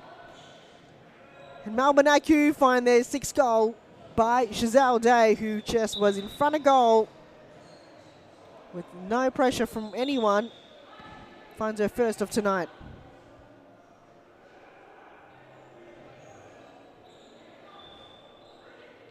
Carlton just going to be a little bit more sharp with their defense. Where's their structure? Going to help the keeper out as they go at it. Potential first goal for them. Aisha Attic had to come in play there. Day's going to go back to Camilla Fresneda, who distributes the ball to Mary Hubeek.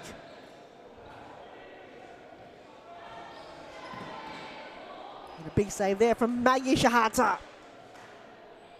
It's going to be a corner kick.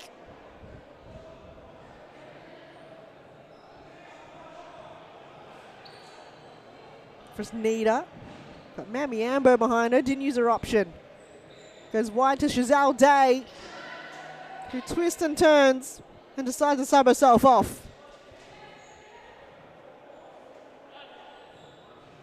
Taking her place, Shuwen Wang. Number 19 for Melbourne AQ. Beck Catterwell did just enough there, but the ball didn't make its way to Alexandra Smart as Melbourne AQ gains possession again. And there's Mary Hubeek's first goal in AQ colours. Immense forward pressure coming from Melbourne AQ, and they've opened up a lot of players. First touch was great, and Mary Hubeek stayed composed. The second touch was perfect. Carlton has to respond. Can they find a goal in it? It's been quite difficult in a game like this. Maggie Shahata almost give the ball away. Looks to find Beck Catterwell. Smarts. Couldn't find the way through. Fresneda to Mambi Ambo. Looks to shoot. Good pressure coming from Carlton right now.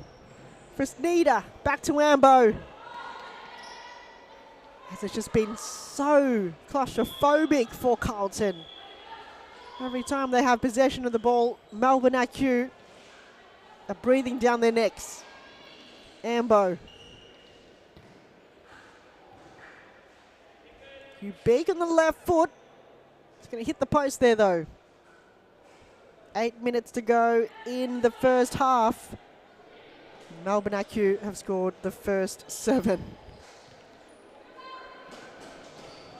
Can Carlton find a way? Wednesday night futsal broadcasted live on YouTube and on the WeFroth app every Wednesday evening from 6:45 p.m. So thank you so much for everyone joining in wherever you're watching in Melbourne, in Australia, or anywhere else in the world. If you've just joined in, I would recommend going back and re-watching a lot of these games. It's been highly entertaining, especially in the last game too, Fitzroy and Preston.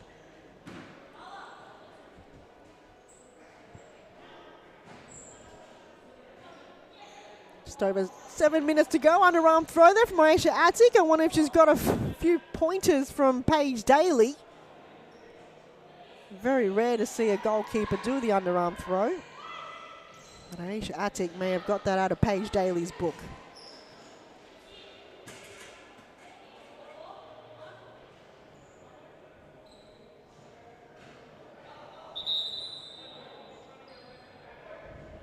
There's been a bit of confusion there between Aisha Attic.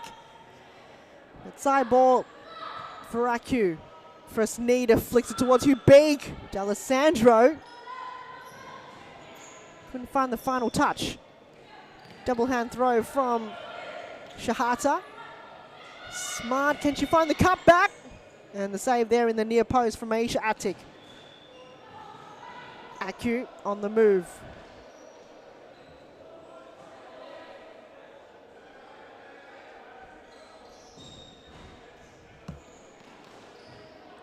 Big runs into a bit of trouble. AQ's going to maintain possession here. D'Alessandro almost left it behind. Shu and Wang from out absolutely nowhere. Took a wild shot.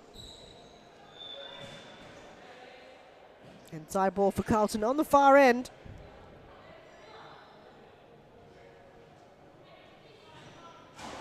Seven goals to Melbourne AQ here in the first half.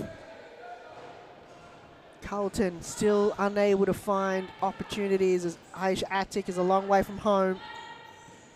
She's under no pressure when you are 7 goals up from your team.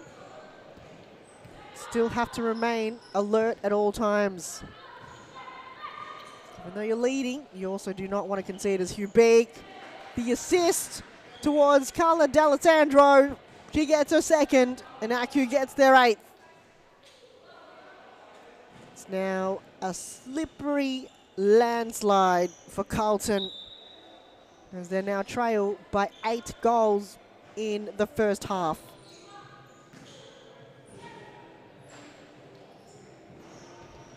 Catterwell defended that ball well, but it maintains its way back into the feet of AQ.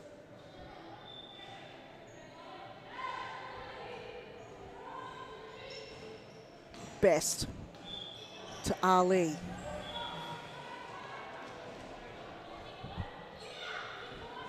Under pressure there by 2 Melbourne AQ players. Beck Catterwell came in with a bit of artillery.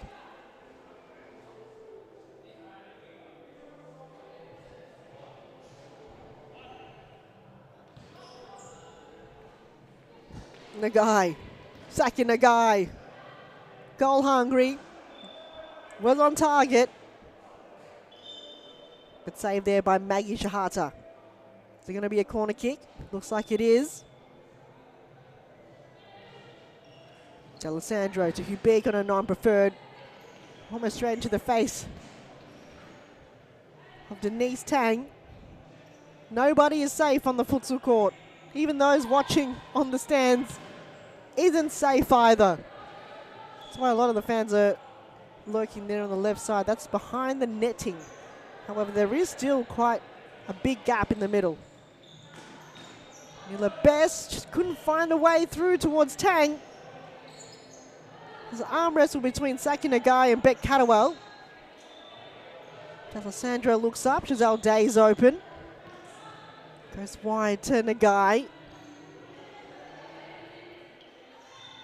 Giselle Day lines up, but Beck Catterwell got no way. Now they can move here, Carlton. They don't. Nagai brings it back to Day. Straight into the bread basket of Maggie Shahata.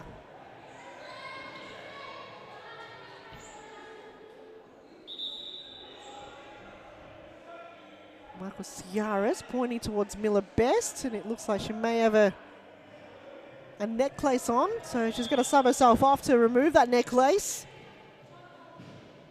On comes Alexandra Smart while she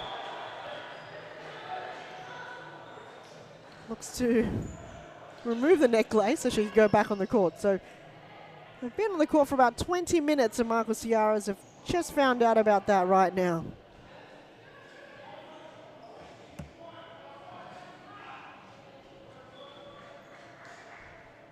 Shahata. Long throw towards the middle. Day was in the mix. So is Smart. Side ball for Melbourne AQ. D'Alessandro. Looks to go long and wide towards Saki Nagai. Too much mustard behind the ball. It's going to be a side ball for Carlton. On the left side here of your screen. Less than 1:30 to go in this half. And 8 goals have been scored by Melbourne AQ. Ali. Got Tang very open on the left. Didn't use her. Goes wide to Smart. Good pressure coming from Melbourne AQ. Bet Catterwell is going to put her hand up. Can she find a way straight into the wall? Melbourne AQ now on the turnover. Denise Tang applying enough pressure to get Melbourne AQ to reset the ball back. D'Alessandro to Day. Twist and turns again.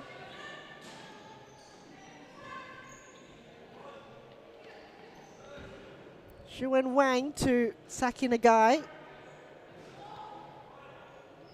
Back to Wang. Giselle Day. Could she go on her alone? No. Finds Wang on her left. Melbourne AQ gaining a little bit of territory now and providing a little bit of patient build-up. In the end, ball goes wide. It's going to be, looks like a corner kick for Melbourne AQ.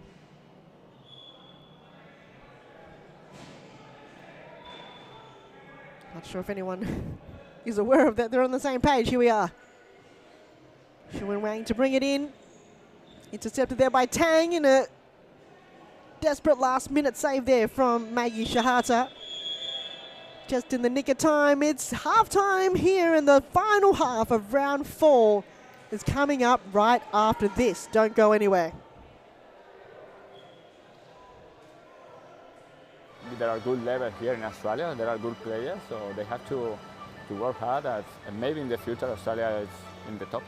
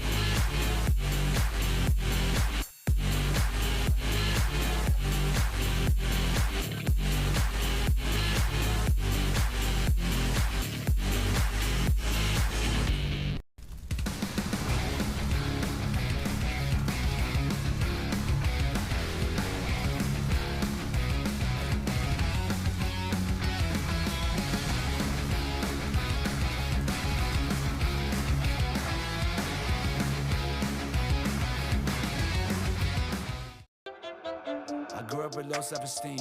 Was me and my mama, just us in the trauma. Hands up if you know what I mean. I see you, I feel you. I want you to know that you're not alone. I know what it's like not to have a home. Like what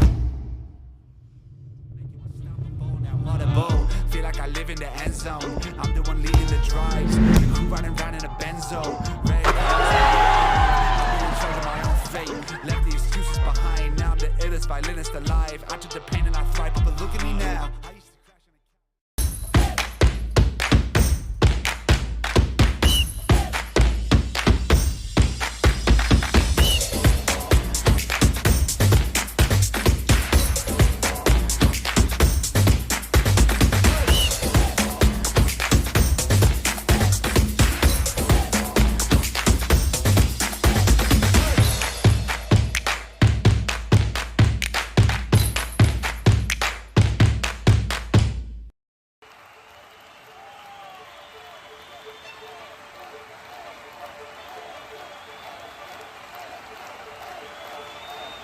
A good futsal player has to be intelligent. It's the most important quality now. 8-0 is the difference between these two teams right now. Melbourne AQ scoring 8 in the first half. And I'm sure they will continue on to score more. Carlton still yet to score. It's the final half of round 4, 2024.2 season. And it's broadcasted to you every single Wednesday evening from Thomastown. If you can't make the game, you can watch it live streamed on YouTube. If you can't make the game, come down, Thomastown. Support your team, support your friends, family, or you can just support anybody. Just support the women's futsal game. Very entertaining as Melbourne AQ looking for their knife. Maggie got her foot on it just in the nick of time. Just going to low ball it. Quick to Beck Catterwell. But nobody there in the end to collect. Ambo to Nagai. Beck Catterwell being an intelligent, very experienced futsal player for Carlton for many, many seasons. It's going to take a lot more to pass her tonight. As Camilla Fresneda finds Ambo. Through the middle there, Miller Best. Couldn't hold on to the possession. Melbourne AQ look to build the momentum again. The guy left the ball behind. Takes a shot at goal anyway.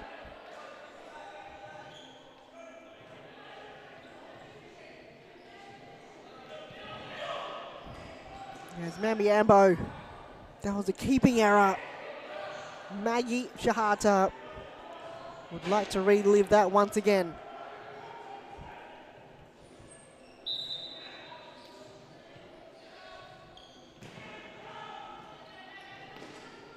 It's 9-0, Melbourne AQ. Looks to make it double digits. As Mary Hugh Beak in her newly formed team scores her second. Transferring from Melbourne Evolution and already making an impact with Melbourne AQ.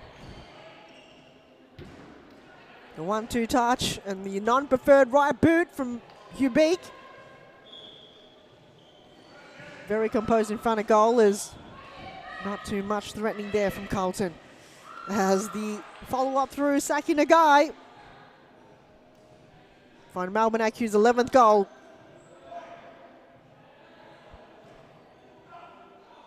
Where do they go from here? Carlton. Reese into Wissy. It's just looking on right now. Holding up his chin. I think there's a lot of photos of Reese Intuisi of mostly him with his hands touching his face. Be his beard, his chin. Mostly his chin, but there's a lot of him posing with his hand on his chin there, Reese Intuisi. Always up there at all times.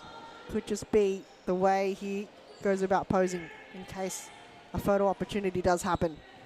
You big. Denied there by Miller Best. Might be another change here for Carlton. Fatima Ali about to make her way on the court. Fresneda. Catterwell finds Miller Best. They've opened it up here, Carlton. The layover just wasn't executed that well, but the idea was there. Fresneda.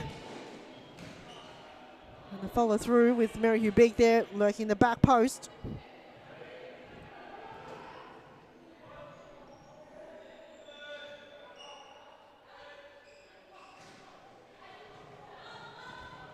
Shahata, I'm not sure why she played it to Beck Catterwell, but in those situations, just go long.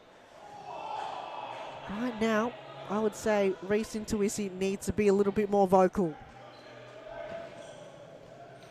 I would be kind of shouting at my players right now if I was him, but that's how I would manage.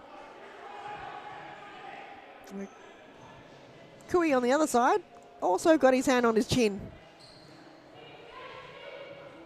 A vintage jacket on and his signature cap. Mui for Melbourne AQ.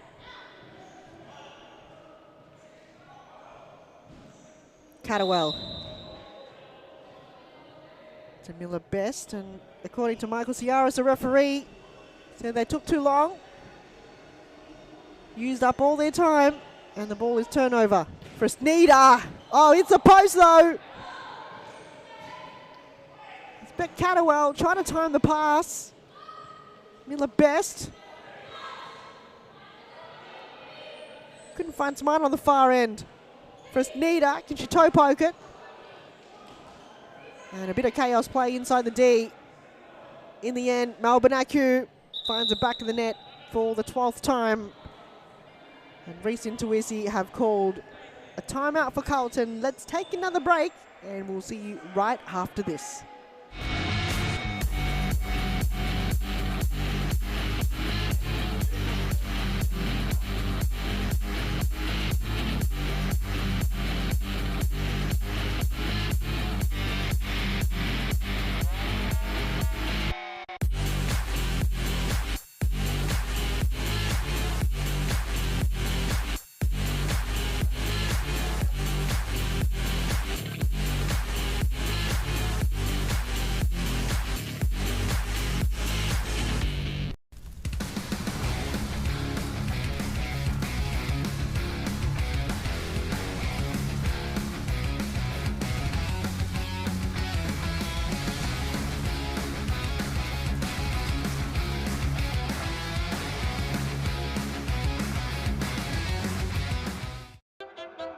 I grew up with low self-esteem. It was me and my mama, just us in the trauma. Hands up if you know what I mean. I see you, I feel you. I want you to know that you're not alone. I know what it's like not to have a home. Like make you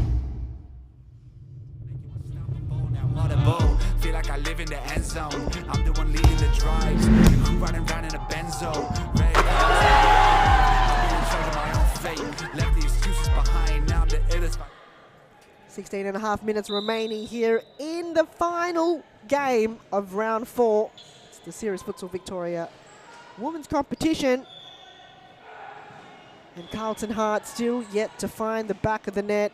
Melbourne AQ with a very solid squad this evening, with the return of Camilla Fresneda and the addition of ex-Evolution player Mary Hubeek, repping the number 77 there in the Melbourne AQ colours, already making an impact in her new team, already scoring 2 goals. 2 out of the 10, or 2 out of the 12, rather. Just tuned in, it is quite a late one, 10:37 p.m. right now, and it's the last day of July. Where have this year gone? I've got no idea. Tomorrow is already August. Before you know it, it'll be Christmas! And it's Christmas in July. Give that to Mary Hubeek, scoring and hat-trick in her new form team, Melbourne AQ. That's how you prove your spot on the squad, by scoring 3 goals in your debut. Plenty of presents to come for Melbourne AQ. Miller Best trying to trigger her way through past Carla D'Alessandro, and Aisha Attic with the footy kick. Maggie Shahata went, not today, Aisha. Maybe later, but not now. You know how that's going to unfold between the two of them after the game. Hubeek got the run in of D'Alessandro, didn't use her as an option. Ball goes wide.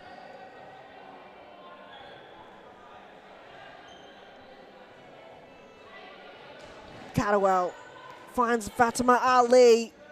This looks good. Tang to Ali. Final third, the final touch inside the D for Carlton. It's been close, but not close enough. Intercepted there by Nagai to Hubeek. Just toe posts it. And through the legs of Maggie Shahata. She scores her 4th.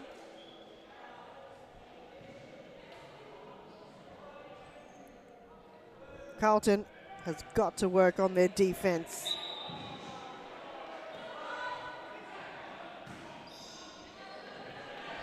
Forget about the scoreboard and the scoreboard pressure. Think about winning the ball first. Creating those turnovers.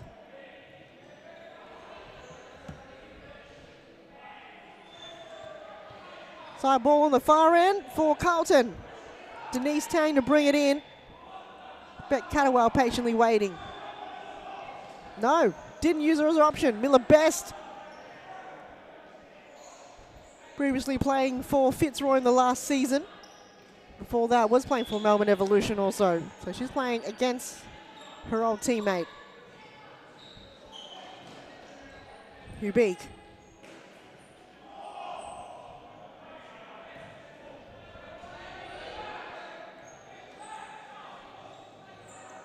Shuan Wang to D'Alessandro.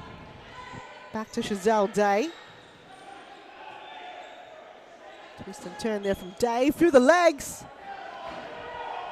Ball goes wide. Chazelle Day repping the long sleeves. I would too. It does not look like it on your screen. It never does because this is an indoor sport. You never know how hot or cold it is here in the arena, but the insulation isn't great. When it's cold, it is absolutely freezing like an ice box. But if you're playing futsal, it's a dream. You kind of almost want it to be cold. But in the summertime, this place turns into a butterfly house, and I'm not sure how these players run around for 46 minutes when playing futsal in 30-degree plus heat.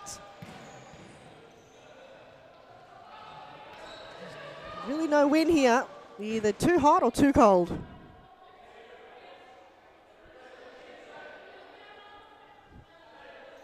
But right now in the winter time is probably the most ideal conditions for futsal.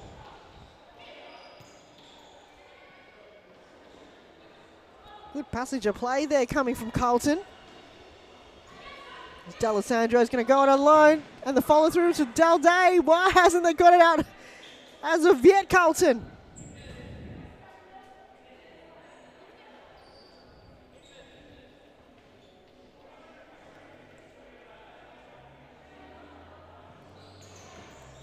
Catterwell to Bianca Requinos. D'Alessandro though, she'll find the back of the net. 15 goals now to Melbourne AQ. Carlton Hart still yet to find the back of the net. Bet Catterwell giving her all. There's D'Alessandro lurking there. Good block there from Catterwell. Corner kick. No side ball. Chazelle Day to Mambiambo. And the ball goes wide.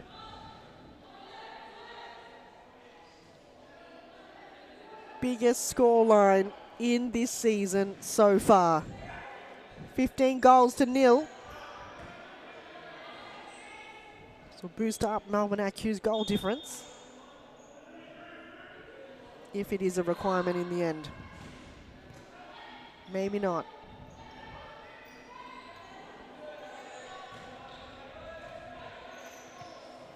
So Carlton will come up against former Carlton players Heidelberg United in the opening game of round 5 next week. And Melbourne AQ will be up against Eastern 1-0 FC in the final game. Where 1-0 have come back from a bye. They're currently on a bye right now. Pros and cons. If you have a lingering injury or you've got players that are unavailable, could be a good thing. However, not playing futsal for a week, sometimes a longer break, you don't have that continuous play. But every team will have it, so you're not special at all. Each round, a team will have to sit out.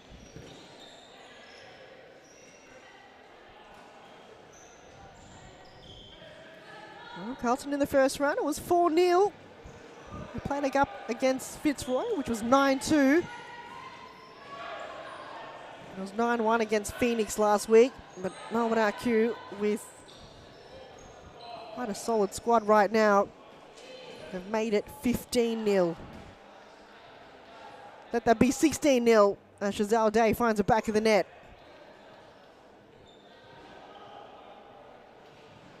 So that will bring Melbourne AQ with goal for them.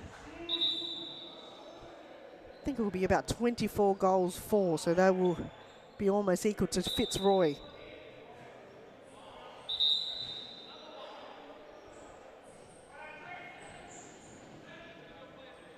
Let's reset the ball here. 8 minutes to go in this game, the final game of round 4.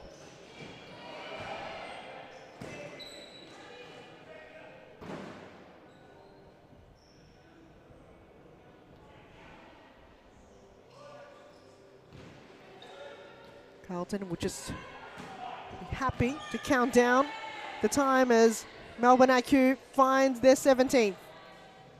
From Xuan Wang.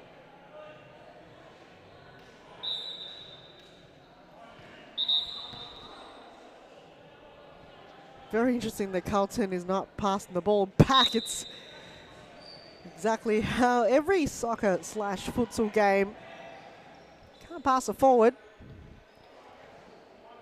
That happened twice already.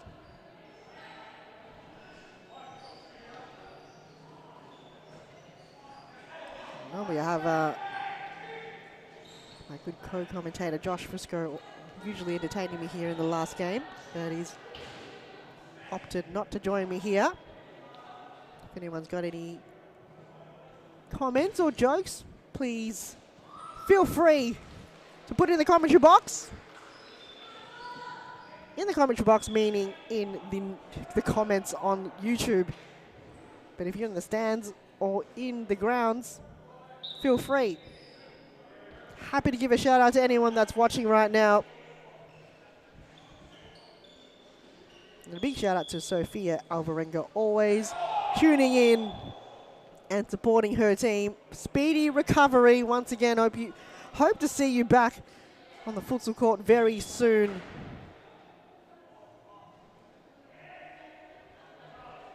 Will Melbourne AQ make it 20 goals to 0? So a slow burning rebuilt program going for Carlton. They'll just have to put all this behind them and work on future games. And perhaps what a lot of teams have been doing throughout the off-season and within the season is recruiting extra players as well.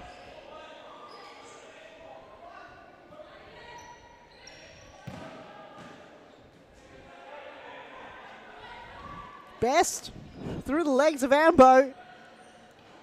That's a little win. I would take that any day of the week. Attic, long throw towards Saki Nagai. Almost gets pushed there by the other 11, Beck Catterwell, as Hubig to Fresneda.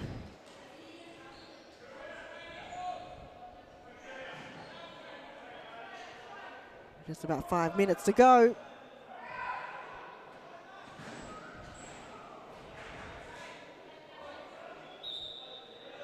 Ball goes out of play, but it's going to be a Carlton hard ball.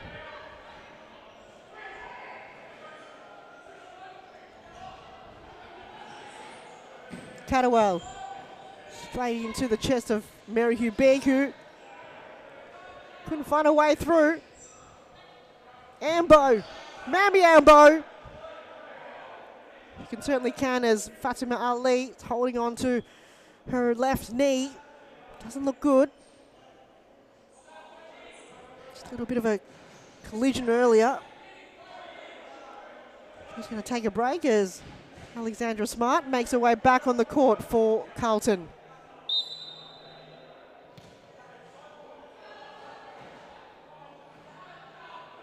Just a bit of a miscommunication between her and Denise Tang. AQ, Fresneda to Ambo. Looks to find Hubig, back to Ambo, but Saki Nagai follows through. Denied there by Maggie Shahata. corner kick for AQ.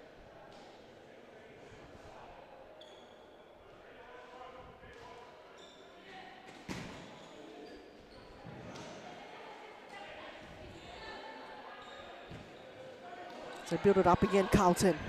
Tang runs into a little bit of trouble. Miller Best could hold the ball momentarily. Couldn't pass it on. So AQ with a turnover. Bet Catawal gets the ball back for Carlton. Here's a bit of space here for Alexandra Smart. The back post to Denise Tang, denied there by Aisha Attic with a terrific split save. Still protecting her clean sheet, not allowing any ball through. Mary Hubeek on the run, passes one, finds the back of the net.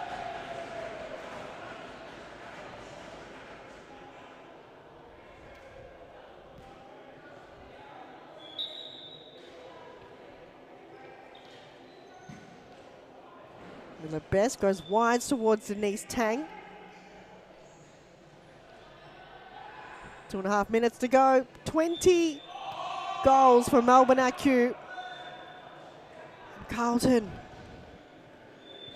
again looking to rebuild. The loss of a lot of their players. Can they find a way? The biggest loss yet in this season. Melbourne AQ proving too strong in tonight's game. Fresneda to Chazelle Day.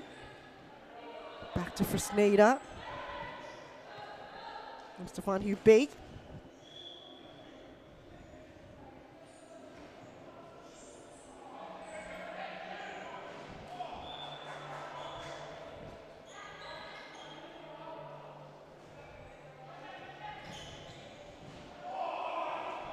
The guy is happy to just maintain possession right now, AQ. Keeping the ball into play. Not letting it go out of bounds just so the clock doesn't stop. Back to Day. Wow. What a round it's been. Started off quite entertaining between Heidelberg and Northern Phoenix. It was Evolution up against Western United. And Fitzroy thought they had it in the bag until Preston decided to turn up the burners on. Straight in the chest of Beck Catawal in this game. A lot of work to do. Back to the drawing board for Carlton Hart. Don't know if they need a whole board or a whole room to do their drawing on. Or perhaps a whole gallery. Little things to work on. They will get there. Catawal couldn't find Tang and intercepted there by Mary Hubeek. This might be the last passage of play here. Melbourne AQ scoring 20. And Carlton couldn't find a way through for a goal as Aisha Attic protecting the clean sheet, and she wants a goal at it. Will Maddie give her one? No. The final whistle of round 4. Huge thanks for everyone tuning in on YouTube. We're going to be back here next week for round 5 with plenty more futsal action. Have a lovely evening. We hope to bring you a player of the match interview. So stick around and we'll bring you right with that footage after this.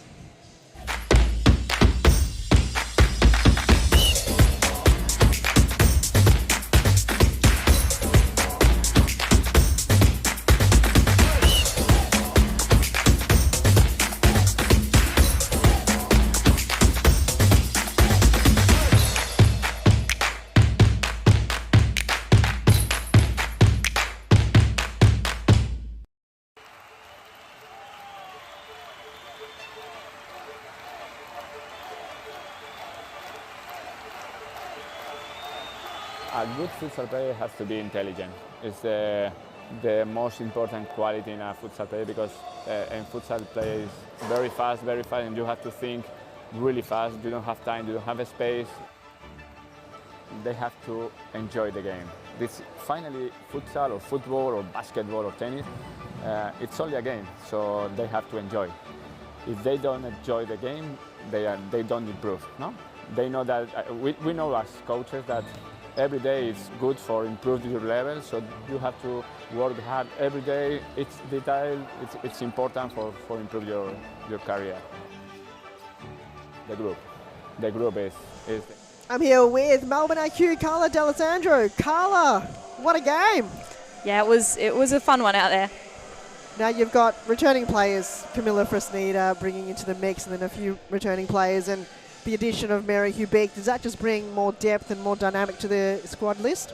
Yeah, absolutely. We've got a really deep list. Like, if you think about the players we also had out today who didn't play, Jess didn't play, Lucy didn't play, Miko didn't play, and we still have a really, really strong squad. So it's going to be an exciting season for us. Now, coming to the game, did you just kind of work more on fundamentally getting that scoreboard as high as you can, versing up against Carlton? Yeah, we didn't necessarily think about the scoreline specifically, but we wanted to just play our way and try a few things that we've practiced at training, a few set plays, and keep it really tight in defence and just work as a team and not try and individually do stuff. So, yeah, I think we did what we set out to do. It was just not too much pressure going on, so you did allow you a little bit more freedom to create those plays. The passing was fluid, and you did see that. And towards the end, you guys were having a lot more fun too. Yeah, for sure. Yeah, we definitely lightened up a bit and just enjoyed it.